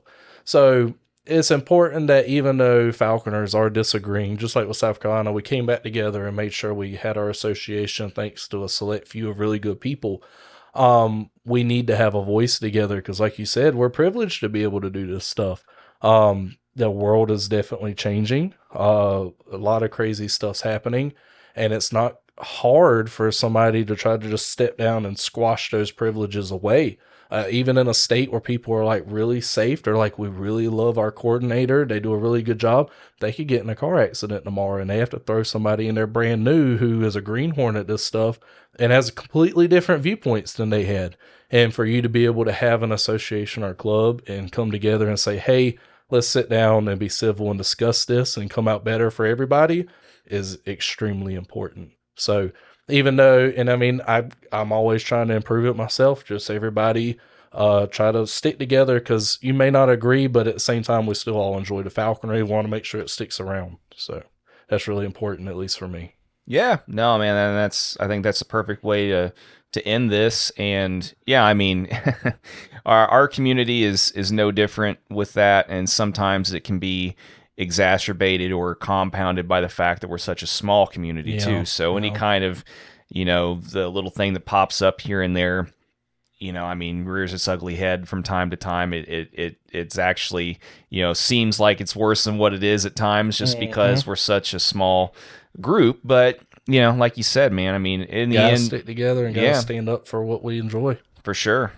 Yeah, because it's the one thing that we've all got that no matter what facet of life we come from, I mean, it's the one thing we all agree on is that we like doing it. And, absolutely. And so, but yeah, man, thanks again so much for, like I said, I hope this doesn't put you at getting home at a worse time too bad or anything. Nah, but I mean, man. Yeah, I mean, this was fun, and I'm glad that, like I said, man, you've got the privilege of being maybe the fourth, fifth, I don't know, somewhere around that person to actually record one of these in my studio. So it's neat being able to actually do that again for once, and yep. I appreciate you inviting me out because I mean I hadn't even thought about it, and you texted me. I was like, wait, that would be awesome because haven't had the opportunity. I've done decently well on social media with TikTok and all that, but to be able to sit down with somebody and banter back and forth and talk about something that we both really enjoy enthusiastically is a lot of fun. So it was nice. It was really nice. It was definitely worth making a little bit of a detour. Nice, man. Well, I'm glad you feel like it was worth it. And like I said, I mean, I'm just happy that I'm not on Facebook very much at all anymore. I try and stay away from it anymore like the plague. I don't post on social very much anymore in general. When I do, it's on Instagram, but I'm happy that I managed to look the other day and And when I was at work and saw your post about swinging up to St. Louis, and I was just like, well, yeah, I've got to at least try to reach out and see if we can work it out. So, like I said, I'm glad it worked out. And, like I said, thanks again for making the detour, man. This has been a lot of fun. Absolutely, man. It's been a blast. All right, man. Appreciate you. Hopefully you get to do it again sometime soon. Yes, sir. All right, bud. Anyway, that was the first part of that conversation. And then, as I said in the intro, this second part of the conversation was follow-up that was recorded after we got done hawking one day at the NAFA meet this past year and end of 2024. So going to continue on with that, and here we go. All right, Tyler Wright, take 2, NAFA edition. Yeah, been a good week. Yep, absolutely. Yeah. So what, you got 2 rabbits. I managed to get 3. We managed to salvage the week, thankfully, make the most of it. Yeah. Because Monday kind of sucked. Absolutely.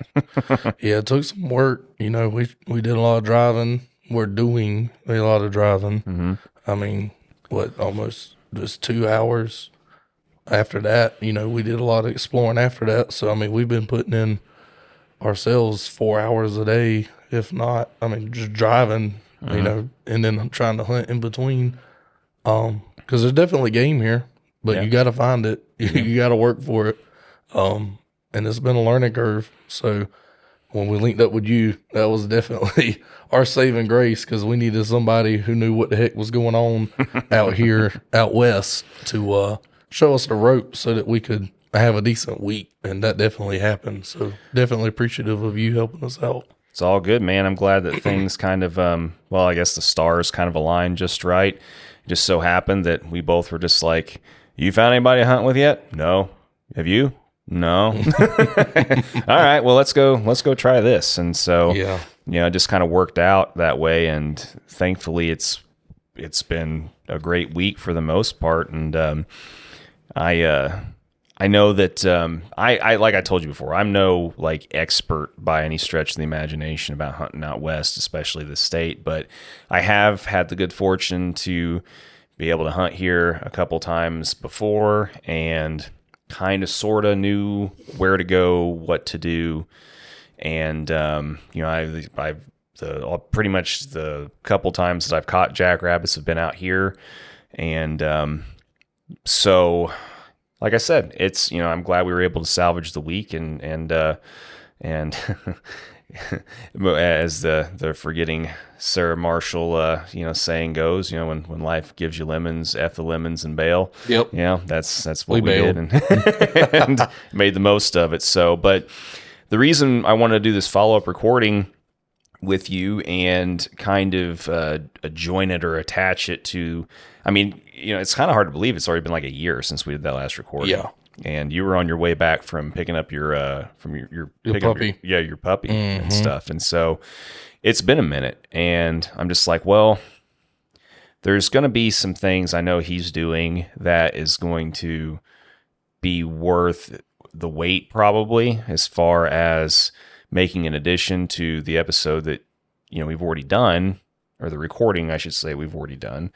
And so far, it looks like that's my suspicions were correct. That's kind of held true. And, for the most part, it's at least given you cause to be excited anyway, with your progress and the just the overall potential that this new great horn that you have has shown. Yeah. So I figured it'd be worth kind of doing a bit of an add-on here and discuss that some, and what, if any, things you have done the same, done different, all that kind of good stuff, and just kind of get some thoughts on the record and that kind of stuff, because it's been neat seeing your Al's reaction to the actual live game and all that kind of stuff while we've been out here. So go ahead and share some of those thoughts, I guess. Yeah, we came out to NAFA, and our original goal was to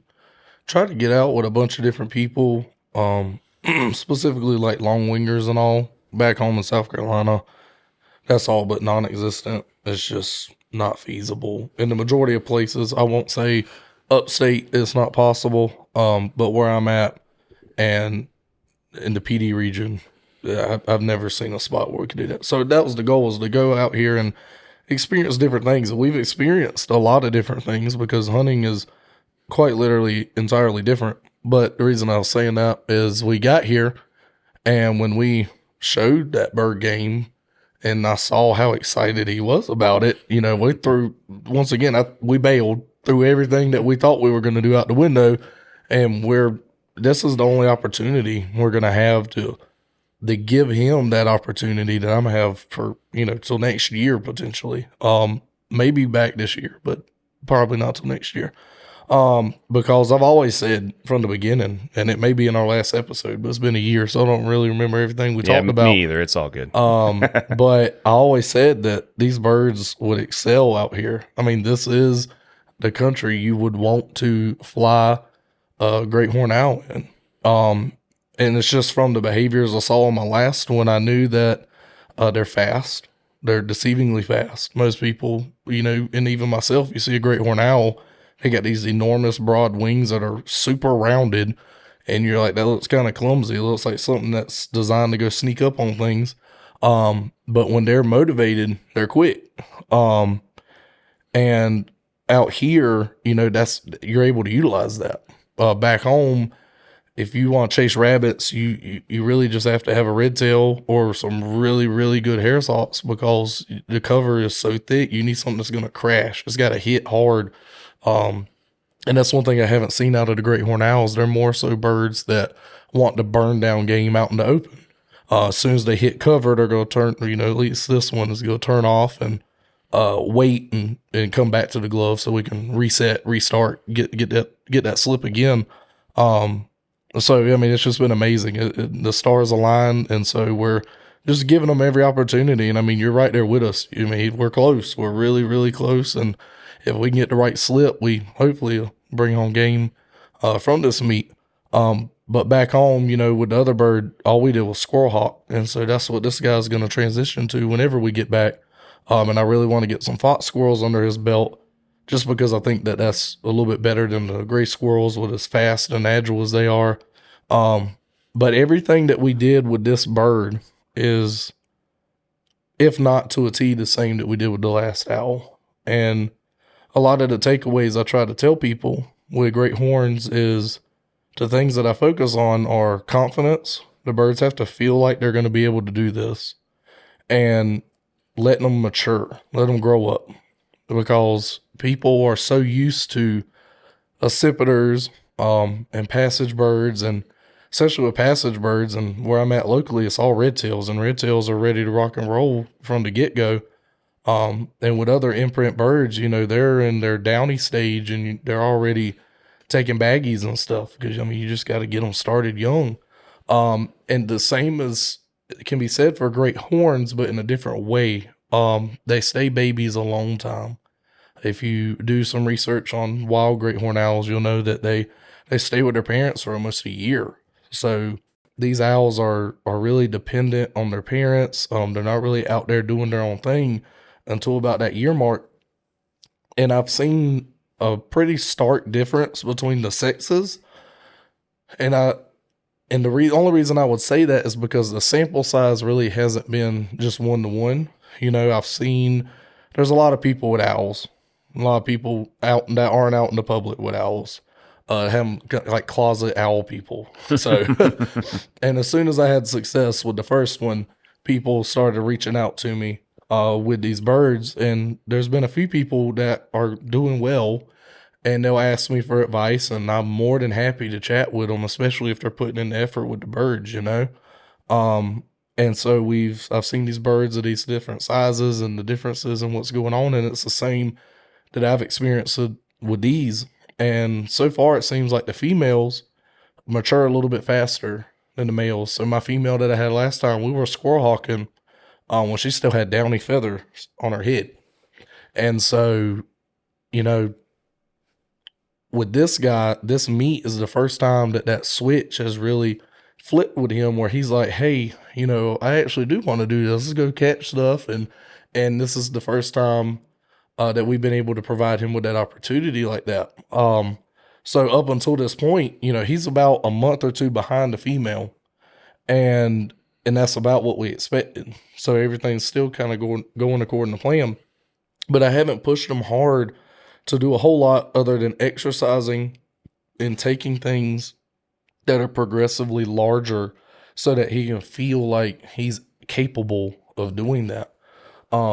And so a lot of that's been lure pull work. So getting the fitness in there to where he is going to be able to pump those wings and keep up with a rabbit. Because if he just stays inside or stays in the mew until we came out here, then it would have been trash. I mean, that bird would have flew a couple of feet and then just landed on the ground and looked at me and started screaming, wanting a tidbit. And so, he puts in effort. And if we can get those rabbits to run a little bit further before they hit cover, then he's going to be able to catch up to them. And you've seen how he is on a rabbit. I mean, once he gets a foot on there and then feet clench down, they're not coming off. Yeah. I mean, it's a one-way street in that regard. And they will transfer. So, I mean, it's not like a permanent thing. When I got into Great Horns, that was one thing that people always said. They said, if you do catch game with it, and this came from people that hunted them at night, they said just put it in the giant hood with the rabbit and call it a day.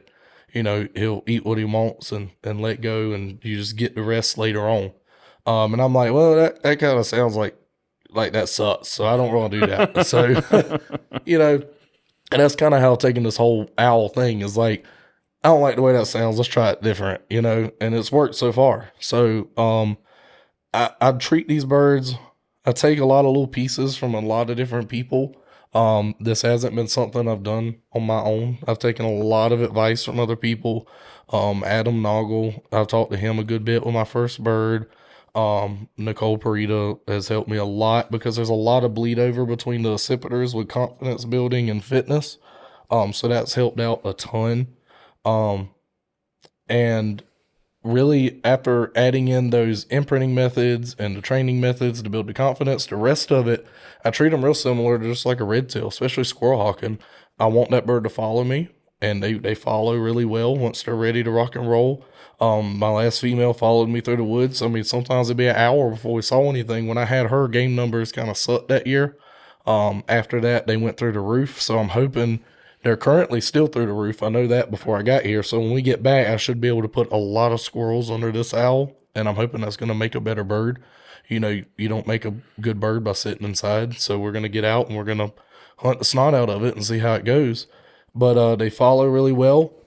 And the transfer, everybody asks, like, how do you do that? How do you do that? I mean, you saw when we transferred him off that one rabbit, it's literally just, here's the lure, here's a chunk of meat. He grabs it, puts his feet on it, and I just put the rabbit in the bag. It's not rocket science. But the part, I think the reason that it becomes easy, just like a red tail, is the effort that we put into them when they're younger. Because it goes back to the part of them not maturing for a long time, and they're slow to react to a lot of stuff when they're younger. And that in itself led a lot of people to believe they're just stupid. Mm-hmm. They're dumb because there's a big stereotype about them being dumb. But one thing I've noticed is I think we have to look at it from the perspective that these birds have essentially double the stimuli coming at them than like a hawk does. So they've got the audio stimuli of being an owl, and they also have the visual stimuli. So all that's hitting them, and they're having to process everything because he might be looking at you, and then he's hearing a cricket fart in the grass 100 yards away at the same time amongst every other woodland noise hitting them. So that's a lot to process. So I try not to push them too hard when they're younger. When they're older, I do want them to kind of focus because if they don't, that rabbit's going to run away before they figure out what's going on. So they do need to dial it in, but that comes with your weight management and how well you spent those early months with that bird. So I've sent videos to people. I mean, even when they're an IS, just looks like a sentient lint ball walking across the floor. I'm not weight managing it, obviously, at that point, but I will whistle and put a tidbit on the floor, and he will eventually see it, and he walks over there and he eats it. And so I'm just building these small, minuscule routines with the bird, and those compound as they get older because we don't stop. We keep that going until they're older. And even whenever I'm giving them baggies, because I'll start out from mice and I will let them eat the mice. And then as I go into rats, right, I'm progressively getting larger. I stop letting them eat them, right? Then I start transferring, even as an IS. And so it's like muscle memory to an extent. That bird's going to do that nonstop. And then when you get in the actual field, he's like, this is what we've done for the past, 5 months, let's do it again. Yeah. Well, and you say IS, but I mean, just to be a little bit more, I don't know, precise. I mean, can you what is the actual age that you start doing? Like how many weeks old? Ooh. I mean, if you can roughly remember. Can I look at it? I think I have Yeah, it yeah, written down. yeah, Okay, yeah. Hold on. Yeah. Refer back to your personal logs. Yeah, well, and while you're looking that up, I mean, I thought it was interesting too how, I mean, it really does. I mean, like I've seen way less smooth transfers even with like a red tail. Yeah. So it was pretty cool seeing how easy and how they're able to be transferred that easy, I should say. It was I don't know if there should be a disclaimer in small print at the bottom that says results not typical, but but at the same time, it was kind of cool seeing that it can be done. And, so at any rate, I mean, there's some things that I've seen you do that I thought were interesting, especially with your recall, which we can talk about here in a minute too, but. So that bird that I have now, I'm looking back at messages I sent people. I'm actually trying to write this all down in written format. So I have back on my computer, I have all this stuff hard written down, but just as a rough estimate, that bird was pulled the beginning of April. And whenever I was talking to somebody, because they were like, this bird's not paying me any attention. What do you got going on? How are you doing this? So I had a video of him walking to Tidbits and paying me attention May 8th. So that's about a month later. Okay. So about a month old, we're starting these little exercises to get them going. And that's old enough where the bird's standing. You want the bird mobile, obviously, but they're not flighted whatsoever. Sure. They're finally getting to the cute stage of their life instead of looking like a dark crystal character, because they go through a long period of that. They're pretty ugly. Yeah. And then all of a sudden they get super cute and fluffy, and then all of a sudden they get these feathers in, and they go from the dark crystal to sentient lint to Muppet, and then they turn into an owl. So this is at the sentient lint stage where it's mobile. So the dust bunny's walking around doing its thing. Gotcha. Well, and so out of curiosity too, this bird compared to the last bird that you had, did you try and pull them roughly about the same age and like before their eyes are open? Really?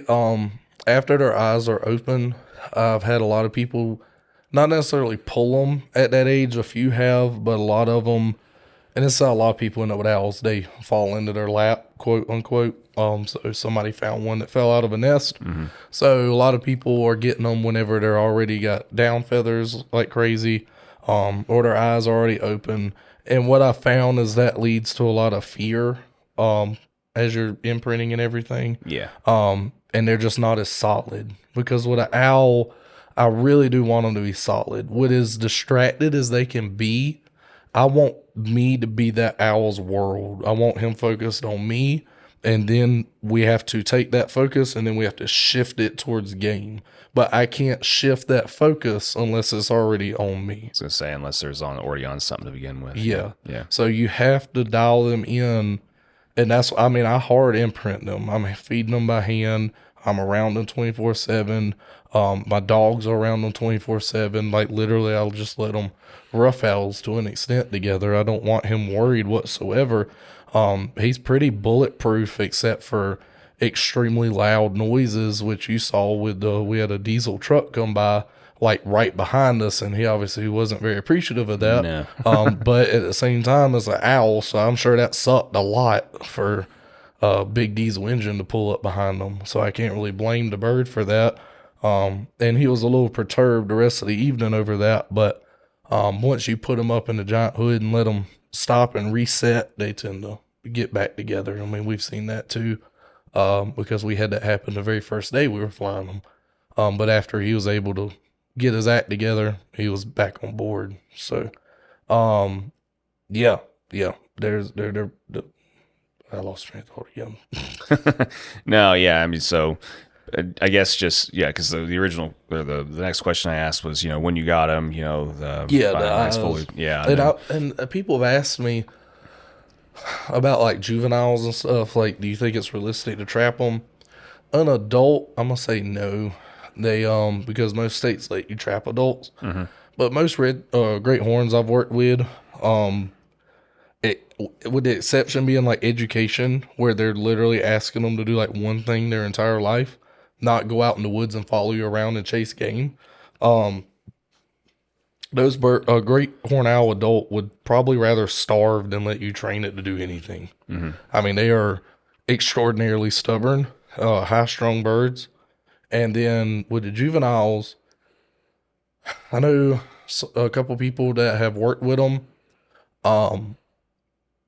I haven't seen any success out of it yet, but my concern with the juveniles is the same thing with not imprinting them is that focus isn't on you, and it's going to be really hard to divert it to what you need it. And I think in order to do that, they're going to have to be dropped so low, right, in condition that you're probably going to start running into midwinter edemia. I'll let you recover for a second. Oh, God. Yeah. See where your mind is. All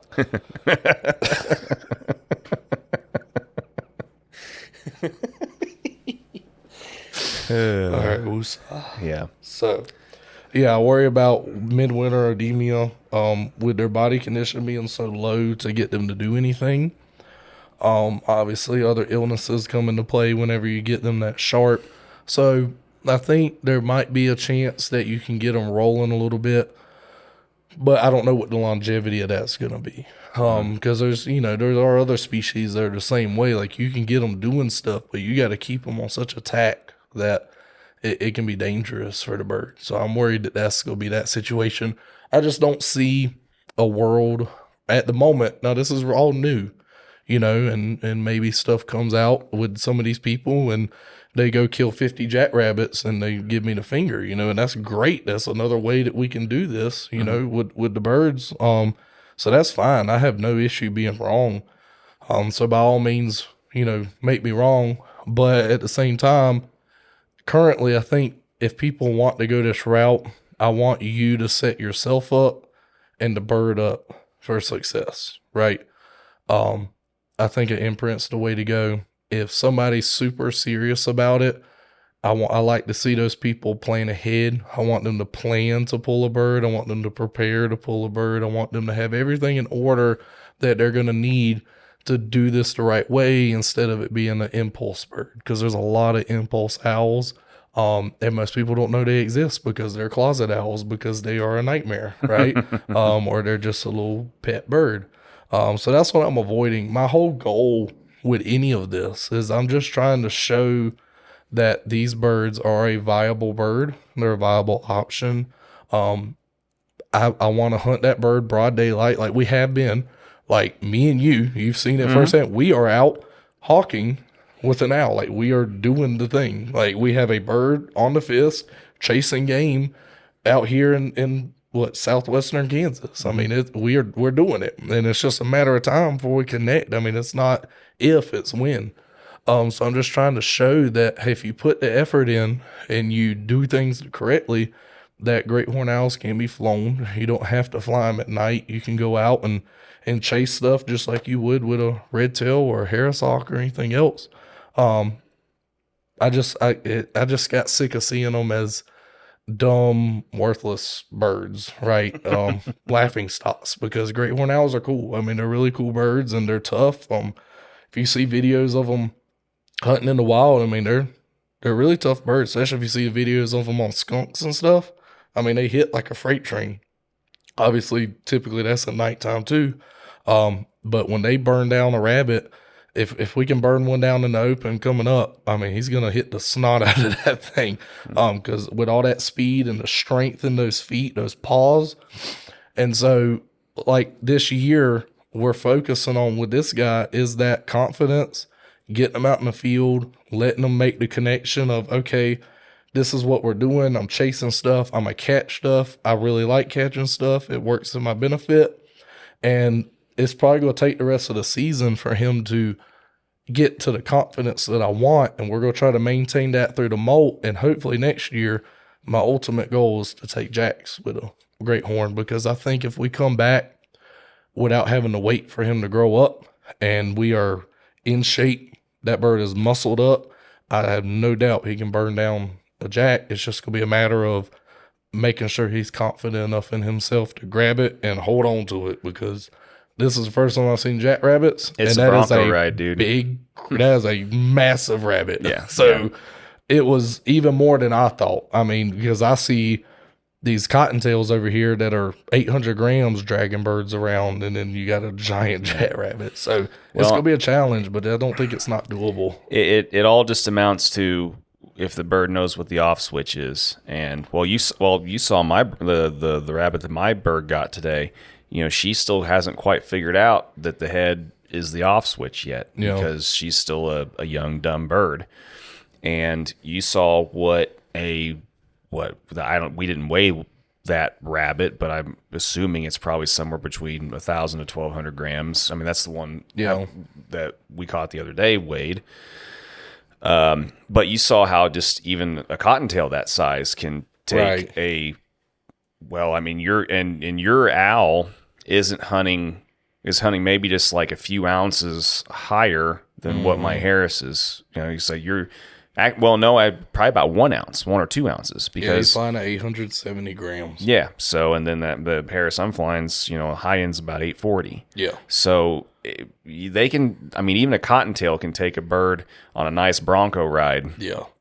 You've got PBR all of a sudden that you're watching, bull riding and stuff, but a jackrabbit is like that on meth, like cocaine, meth, and steroids all put together. Yeah, they're strong, they're big, and Lord, they're fast. And they have the stamina to back that up. I mean, it's not a short burst of speed. A Hazard, my Decker Terrier, he busted one up out of the Milo today, and that rabbit took off.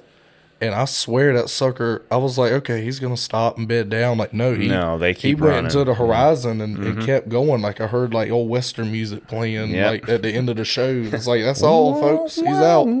Yeah. I was like, that's insane. So if they don't have the muscle and the stamina, I mean, they got to catch the son of a gun before they get to rodeo. Well, I mean, it's just like you can watch, my buddies, in New Mexico and other areas, that do coursing, with their sight hounds and stuff. I mean, you've seen videos of that probably. And I mean, those dogs can be running those jacks for an eternity and still not catch them. Yeah. But like I said, I haven't caught a few jacks and everything. It's if they don't get the off switch, if they don't climb the back and grab the head, then they're in for a ride. And it could be, I mean, there's been plenty of birds that have been killed, hunting jackrabbits and stuff. I'll be truthful with this owl. It's going to be a ride. I can almost guarantee you he ain't climbing anything. He's gonna sink those talons in, and they have vice grips for feet, and they lock those vice grips down, and that's it. They don't move. So there's not a whole lot of repositioning. Even with squirrels. Now with the squirrels, it wasn't that big of a deal. They have a heck of a weight range. I mean, this guy's 870. My female that I had, if I remember correctly, was flying at like 1,200. I mean, that's a hell of a difference. Yeah, that's a big difference. And when she caught a squirrel, there was not a single squirrel that I went to that was not dead on arrival. Because when she got those feet around it, there was no repositioning. She just squished it. Yeah.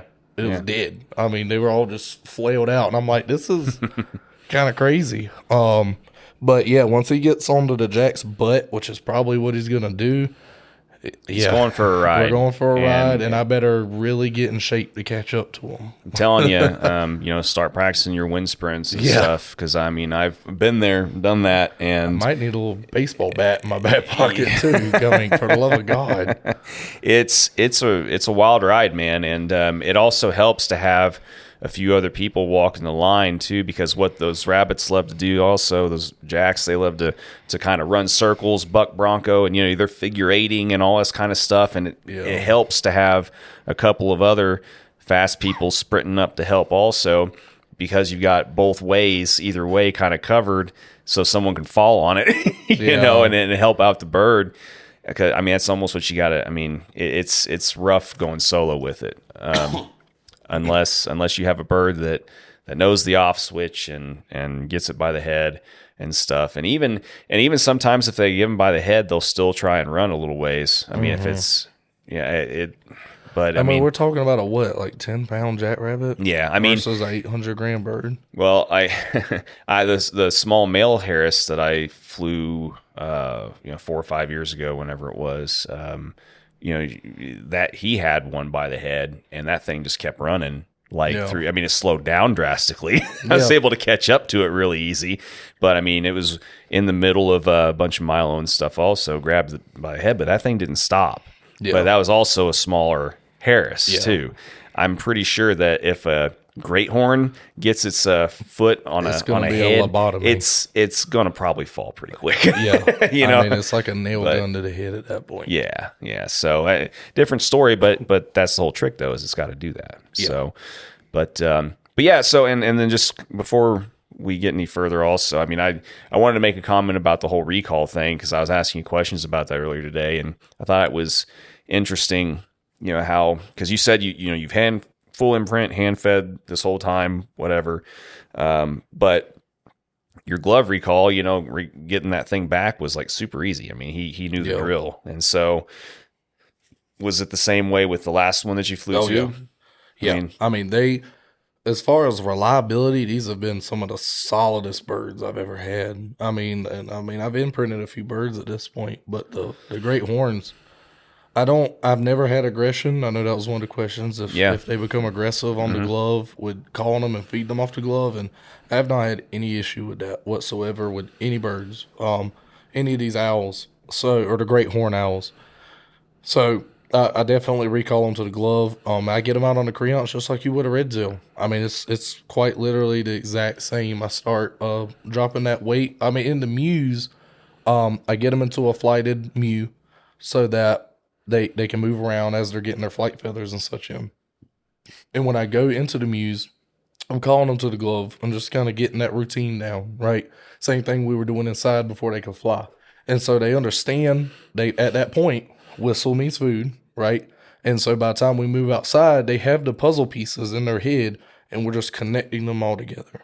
And so as you're starting to weight manage, you can still get them calling back to the glove when they're fat. If that bird was super fat, she's still coming back. And so then you just get the intensity where you want it, and then you start doing the lure pull and all that good stuff. But yeah, I'll slap a tidbit on there, and it don't matter whether I'm 20 yards away or 100 yards away, that owl is coming back, and it's great.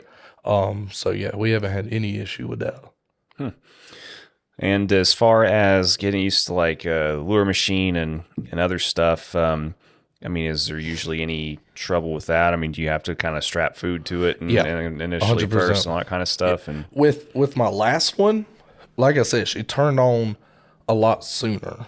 She was really serious. And when you get these birds dialed in, and we're still working on that with Mochi, and I was really hoping to have that done before this meet, but it's like I said, he's maturing really slow, and you don't want to rush that. You want to let them grow up, because if you push them too hard as a baby in that mindset, you kill the confidence. You make the bird, you start getting a fearful bird. You start getting a bird that doesn't want to do anything. I've seen birds that people have skipped the confidence boosting on, and they get to the point where they're flying the bird, and the bird will come in, and once it realizes that it's close to something, it's like psych, and flies the other way. It's like, never mind. It doesn't want anything to do with it. And so with the lure pull, with my first female, and as serious and confident as she got quicker, I just started dragging a fur lure, and she was like, I want to eat that, and would fly it down. And we got progressively further, and it got to the point I could walk her out in a field, and she's head bobbing. I mean, it's crazy. It's like a hawk. She's sitting there head bobbing. I've got videos of her looking around, waiting for this thing to pop out somewhere. And that's what we want to get Mochi to. So he's not there yet. When stuff moves, he's like, yeah, I'm going to chase that. But I want him anticipating it and being excited for that anticipation. And that'll come with time and with working with that lure pull machine. And so with him and with a less confident bird, yeah, you give him a big portion. And you may not even pull the first couple times. You're just getting them to eat off of that lure. Just recognize it. Yeah, it's like, hey, this is great. And then you'll drag it with the food on it and let him realize there's a motivation to go after it. And then you just reduce the food over time. And eventually that bird is going to be able to go really far distances on it without any food on it. And then you just feed them once you get there, right? That's whenever you work on your transfer. So even on lure pull machine, I'm coming in, I'm grabbing a hold of that fur lure because it's a big rabbit fur lure, and then I'm giving him the actual lure to transfer off to. And so it's just my actual lure is a big leather lure with parachute cord that I cinch the food down on, and I show it to him in front of his face, realizes there's food on there, he bites it with his beak, and then he just moves his feet up on top of it so he can start tugging on it. And then I just gently slide the lure, rabbit, whatever, out of sight, out of mind. But I do have to give him a portion of food on there. You saw today that if I try to jip him, he's not going to be interested. He's like, this ain't a fair trade. You can kiss my butt. So you start out with the food, get him motivated on it, and just progressively lose it over time. But I built a lure pull machine. But back home, the issue I have run into is I got to figure out a different kind of motor because it's not fast enough for him. By the time I have yet to get the lure to the box before he does, right? I mean, he definitely hits it before then, so the motor needs to be stronger. But we try to get about 70-yard flights in before he catches it, and so we've still been able to do that. And the way I did it was I was actually starting progressively further and further away rather than right there in front of us. But he still would catch up to it. I mean, he's pretty quick, and so he's getting excited about it, and that's steadily increasing his fitness and all. So we got to do a little bit of preparation for the NAFA meet, and it is paying off. But if I had a little bit more time, if he had turned on sooner and would have been more hardcore sooner, we probably would have had an even more exciting time with him. But I'm really over the moon with how he's been. I'm not complaining whatsoever. I mean, we're hawking with a freaking owl, for God's sake. I mean, what is there to complain about? It is what it is. It's great.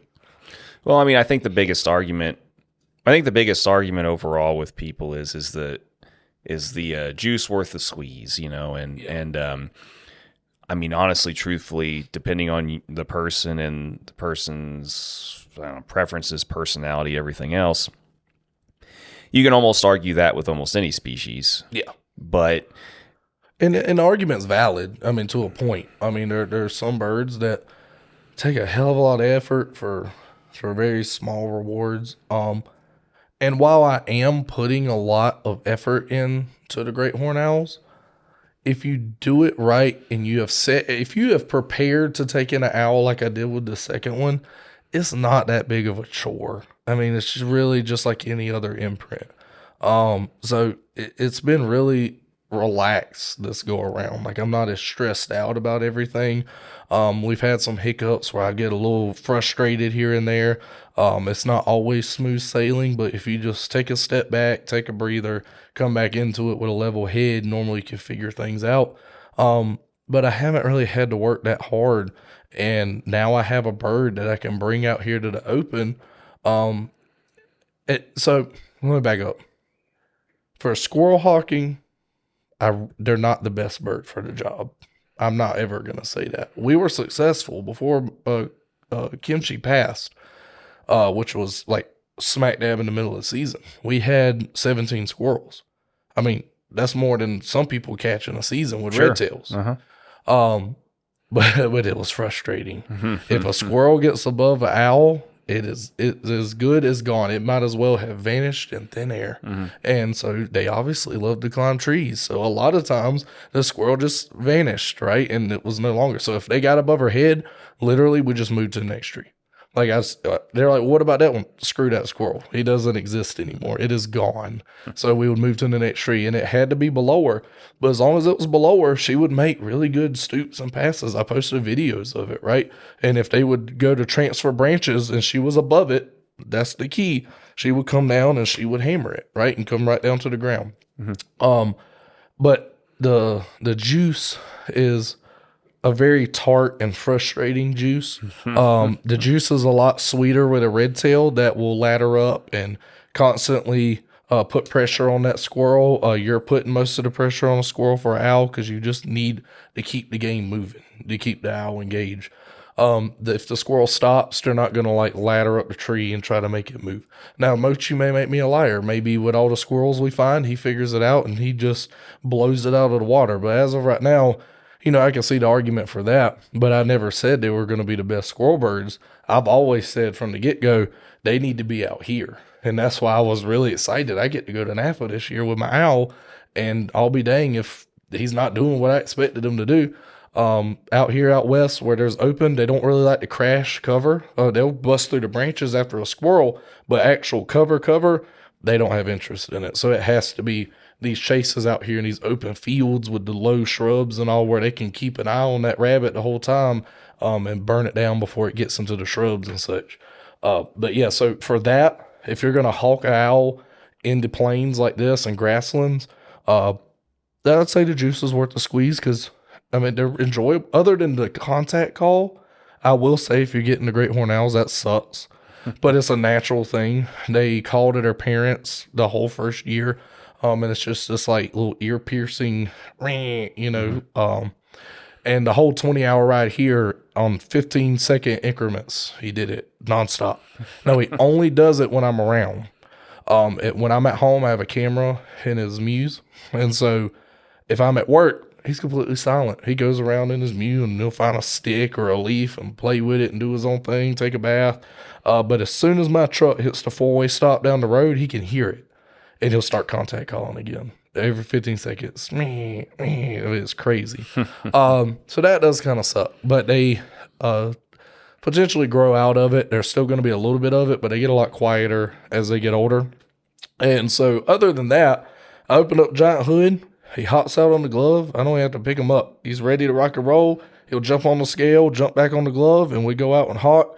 You can wear an orange hat, and he doesn't fly away, right? You can wear bright colored shoes and he doesn't have a heart attack. So, there's really not a whole lot of nuances in the field other than extremely loud farm equipment, which that's going to spook really most birds.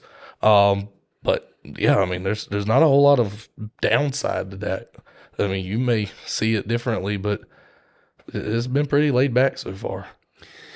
Yeah, well, and I'm probably not the best person to really make a judgment call on any of that stuff too, because while I have kind of sort of, partially imprinted, the one like barn owl that I have, for presentations and stuff, but like, and the only other bird out of the few that I've tried imprinting that I've kind of enjoyed doing it was that prairie falcon that I had, the male prairie falcon, or the Tiercel prairie falcon that I had. But like, without having much more of a litmus test, it'd be hard for me to, generally speaking, I'm not a fan of imprinting birds, but that doesn't necessarily mean that there wouldn't be a certain species or two in there that might end up being an exception. But but for the people that love imprinting birds, I'm sure that it might be an enjoyable experience. I know that I don't really enjoy having, like the one owl in the house right now, especially at night. But once again, I guess it just all boils down to kind of like we said before. It's just personal preference and what people are going to be able to tolerate or not tolerate. They're definitely fun imprints, but the noise sucks. But that could be a problem with a lot of imprints. Yeah. Yeah. This one at least is more of of a natural noise. You know, it's not something that you created. It's just something that happens with a great horned owl. It is a little bit amplified through the imprint process, but every older great horned owl I've seen is somewhat grown out of it. They'll do it here and there, but it's not every 15 seconds like this guy is. In my last one, I mean, they all did it, but I wouldn't live with it in my house by any means. He's outside. He can stay outside. But as far as like handling and all, I mean, they're fun. They're funny. They're funny birds. I enjoy having them at the house. I enjoy feeding them. I enjoy the things he does. I enjoy when he does catch something, whether it's the lure or a baggie or whatever. How they chickens sit on it. They fluff up their bottom feathers and they'll just sit on it to hide it underneath their skirt. They're like, oh, nothing's here. You know, don't look over this way. Everything. It's funny. They're cool little birds. I'm always going to have a red tail, obviously. You know, the bread and butter for squirrels over there. And like I said, owls aren't going to beat that by any means. That's definitely, the juice is definitely worth the squeeze on that with a passage red tail hawk. Of course. They're never going to challenge that, and I'm never going to argue that. But it's a different kind of juice. Yeah. You know what I mean? And I enjoy it. It's cool. You know, if you get into it, just be prepared. They're noisy. There's going to be a lot of work. You're going to have to put into work. If you don't put into work, it's going to be miserable. You're going to have a bird that you wake up early to go fly, and it's not going to do shit. It's going to sit there, and it's going to stare at you, and it's going to scream, and it's going to see a leaf, and it's going to catch the leaf. It's not going to pay you any attention outside of that, and you're going to be like, wow, this is horrible. This is not what I wanted, but it's not the owl's fault. You got to put the work in. That's that same thing. I always say that. I mean, people keep asking me these questions. I'm like, it's really similar to most other birds. If you don't put the work in, the bird's going to suck, you know? But you just have to know what work you're putting in. And if anybody ever wants to go this route, I don't have issues talking about it, because I hate seeing birds and falconers being put up for failure, you know, being set up for failure. I don't want you to fail, and I don't want the bird to fail, because I want the bird to be hunting and being an owl. I don't want it stuck in your, you know, bedroom or wherever, screaming nonstop, making your life miserable, and then you have to find somewhere for it to go or keep it and be miserable in your own house. Just reach out and let's do things the right way, you know? Yeah. Well, and it'll make life a lot easier too whenever you decide to put out whatever written work, and also the the audio version that's going to be of course a Falconry Chronicles production by after it's all said and done. Mm-hmm. You'll people will be able to refer to said works afterwards, and it's funny because like literally almost every falconry book, like author, that's kind of written more of kind of like a how-to-ish kind of type of book for things. They did it with the main motivation being that they wanted their phone to stop ringing. Oh, really? So you may be glad that you compiled that and put it out in the ether so that people can look at it. You don't have to change your phone number about 10 times. I mean, with my first owl, I did get quite a bit of messages. Yeah, that was and they were interesting. As some people like, how do I get my owl to hunt? And I'm like, okay, well, how long have you had it? 6 years? I'm like, have you done anything with it? No. I'm like, well, you're screwed. Like, I have no advice for you. Like, either get another one or find something else to do. I mean, it's that simple. And like I said, I don't mind helping people, but it will be nice to have something written. Because there are people flying great horned owls. I'm not the first, but I think that I have been able to develop something that allows us to do this. It's like a cookbook for other people to be able to do the same thing and set them up for success. Because then you're not walking in the dark. When my first one, it's like I said, I had to bug numerous people and compile all this information and figure out what way made sense. Like, how am I going to accomplish this goal to take a crepuscular owl and hunt it on squirrels in the middle of the day in the woods? And so that sucked. It took a lot of racking my brain and other people's brains So being able to put that in a written and audible format so that people can have access to it is going to make their lives a lot easier. Mostly because, yeah, you can message me, but I will give you a heads up.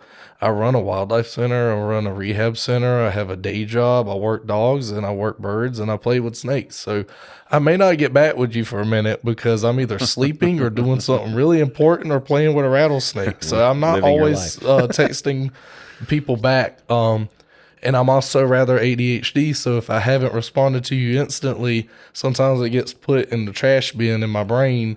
And I have to find it and get it back out to remember to respond. So it's not that I'm ignoring you or being a butthole. I just forget. Like, it's that simple. So yeah, but yeah, hopefully I wanted to wait until I was able to reproduce this result. And I'm not going to say I have yet until I have a kill with the bird, at least, but it's going to kind of help my imposter syndrome a little bit to have done it a second time and post a picture with something with my owl and be like, hey, look, we did it again. To give me a little bit more confidence to put it out there. But we got a couple chapters done. So we got a little bit more work to do now that we've gotten so far. And yeah, hopefully it'll help a couple people out. Very cool. Well, is there anything else that you want to add before we wrap this up? The only thing I would like to add is maybe you can put a thumbnail of that rabbit we catch tomorrow on top of it with the owl. And that's about it. Yeah. Well, we'll see what happens, man. We'll try and get it done for you. You can go ahead and get a head start or do whatever you want. You know, I'll be probably more than likely joining you probably about mid-morning or so. Yeah. You know, something like that. And we'll see what we can get, accomplish, see what shakes out, and I guess go from there, man. But absolutely. But regardless, it's been a nice 2024 NAFA meet, I guess, here in Liberal, Kansas, and it's been cool hunting with you this week. I'm glad that I at least got to hunt with one other friend that I've made that I don't ever get to hardly see or hunt with, and it's one thing we talked about is it always cracks me up. It's like everybody comes in these groups, right? Yeah. But then they still hunt with like the same exact people that they normally like hunt with. A lot of them do anyway. And it's just like, well, that's cool. But at the same time, I'm like you. I had the week gone differently, I probably would have been like you, gone and seen all these other different people fly and so on and so forth. But since it worked out the other way, I mean, I don't regret at all kind of how it's turned out, and hopefully we can make the most out of one more day and see what happens. So if nothing else, we'll go give it our all for sure. Good old college try for sure. So yeah. All right, man. Well, I'm glad we could get this done, and I guess to be continued. We'll see what happens. Absolutely. So, all right, man.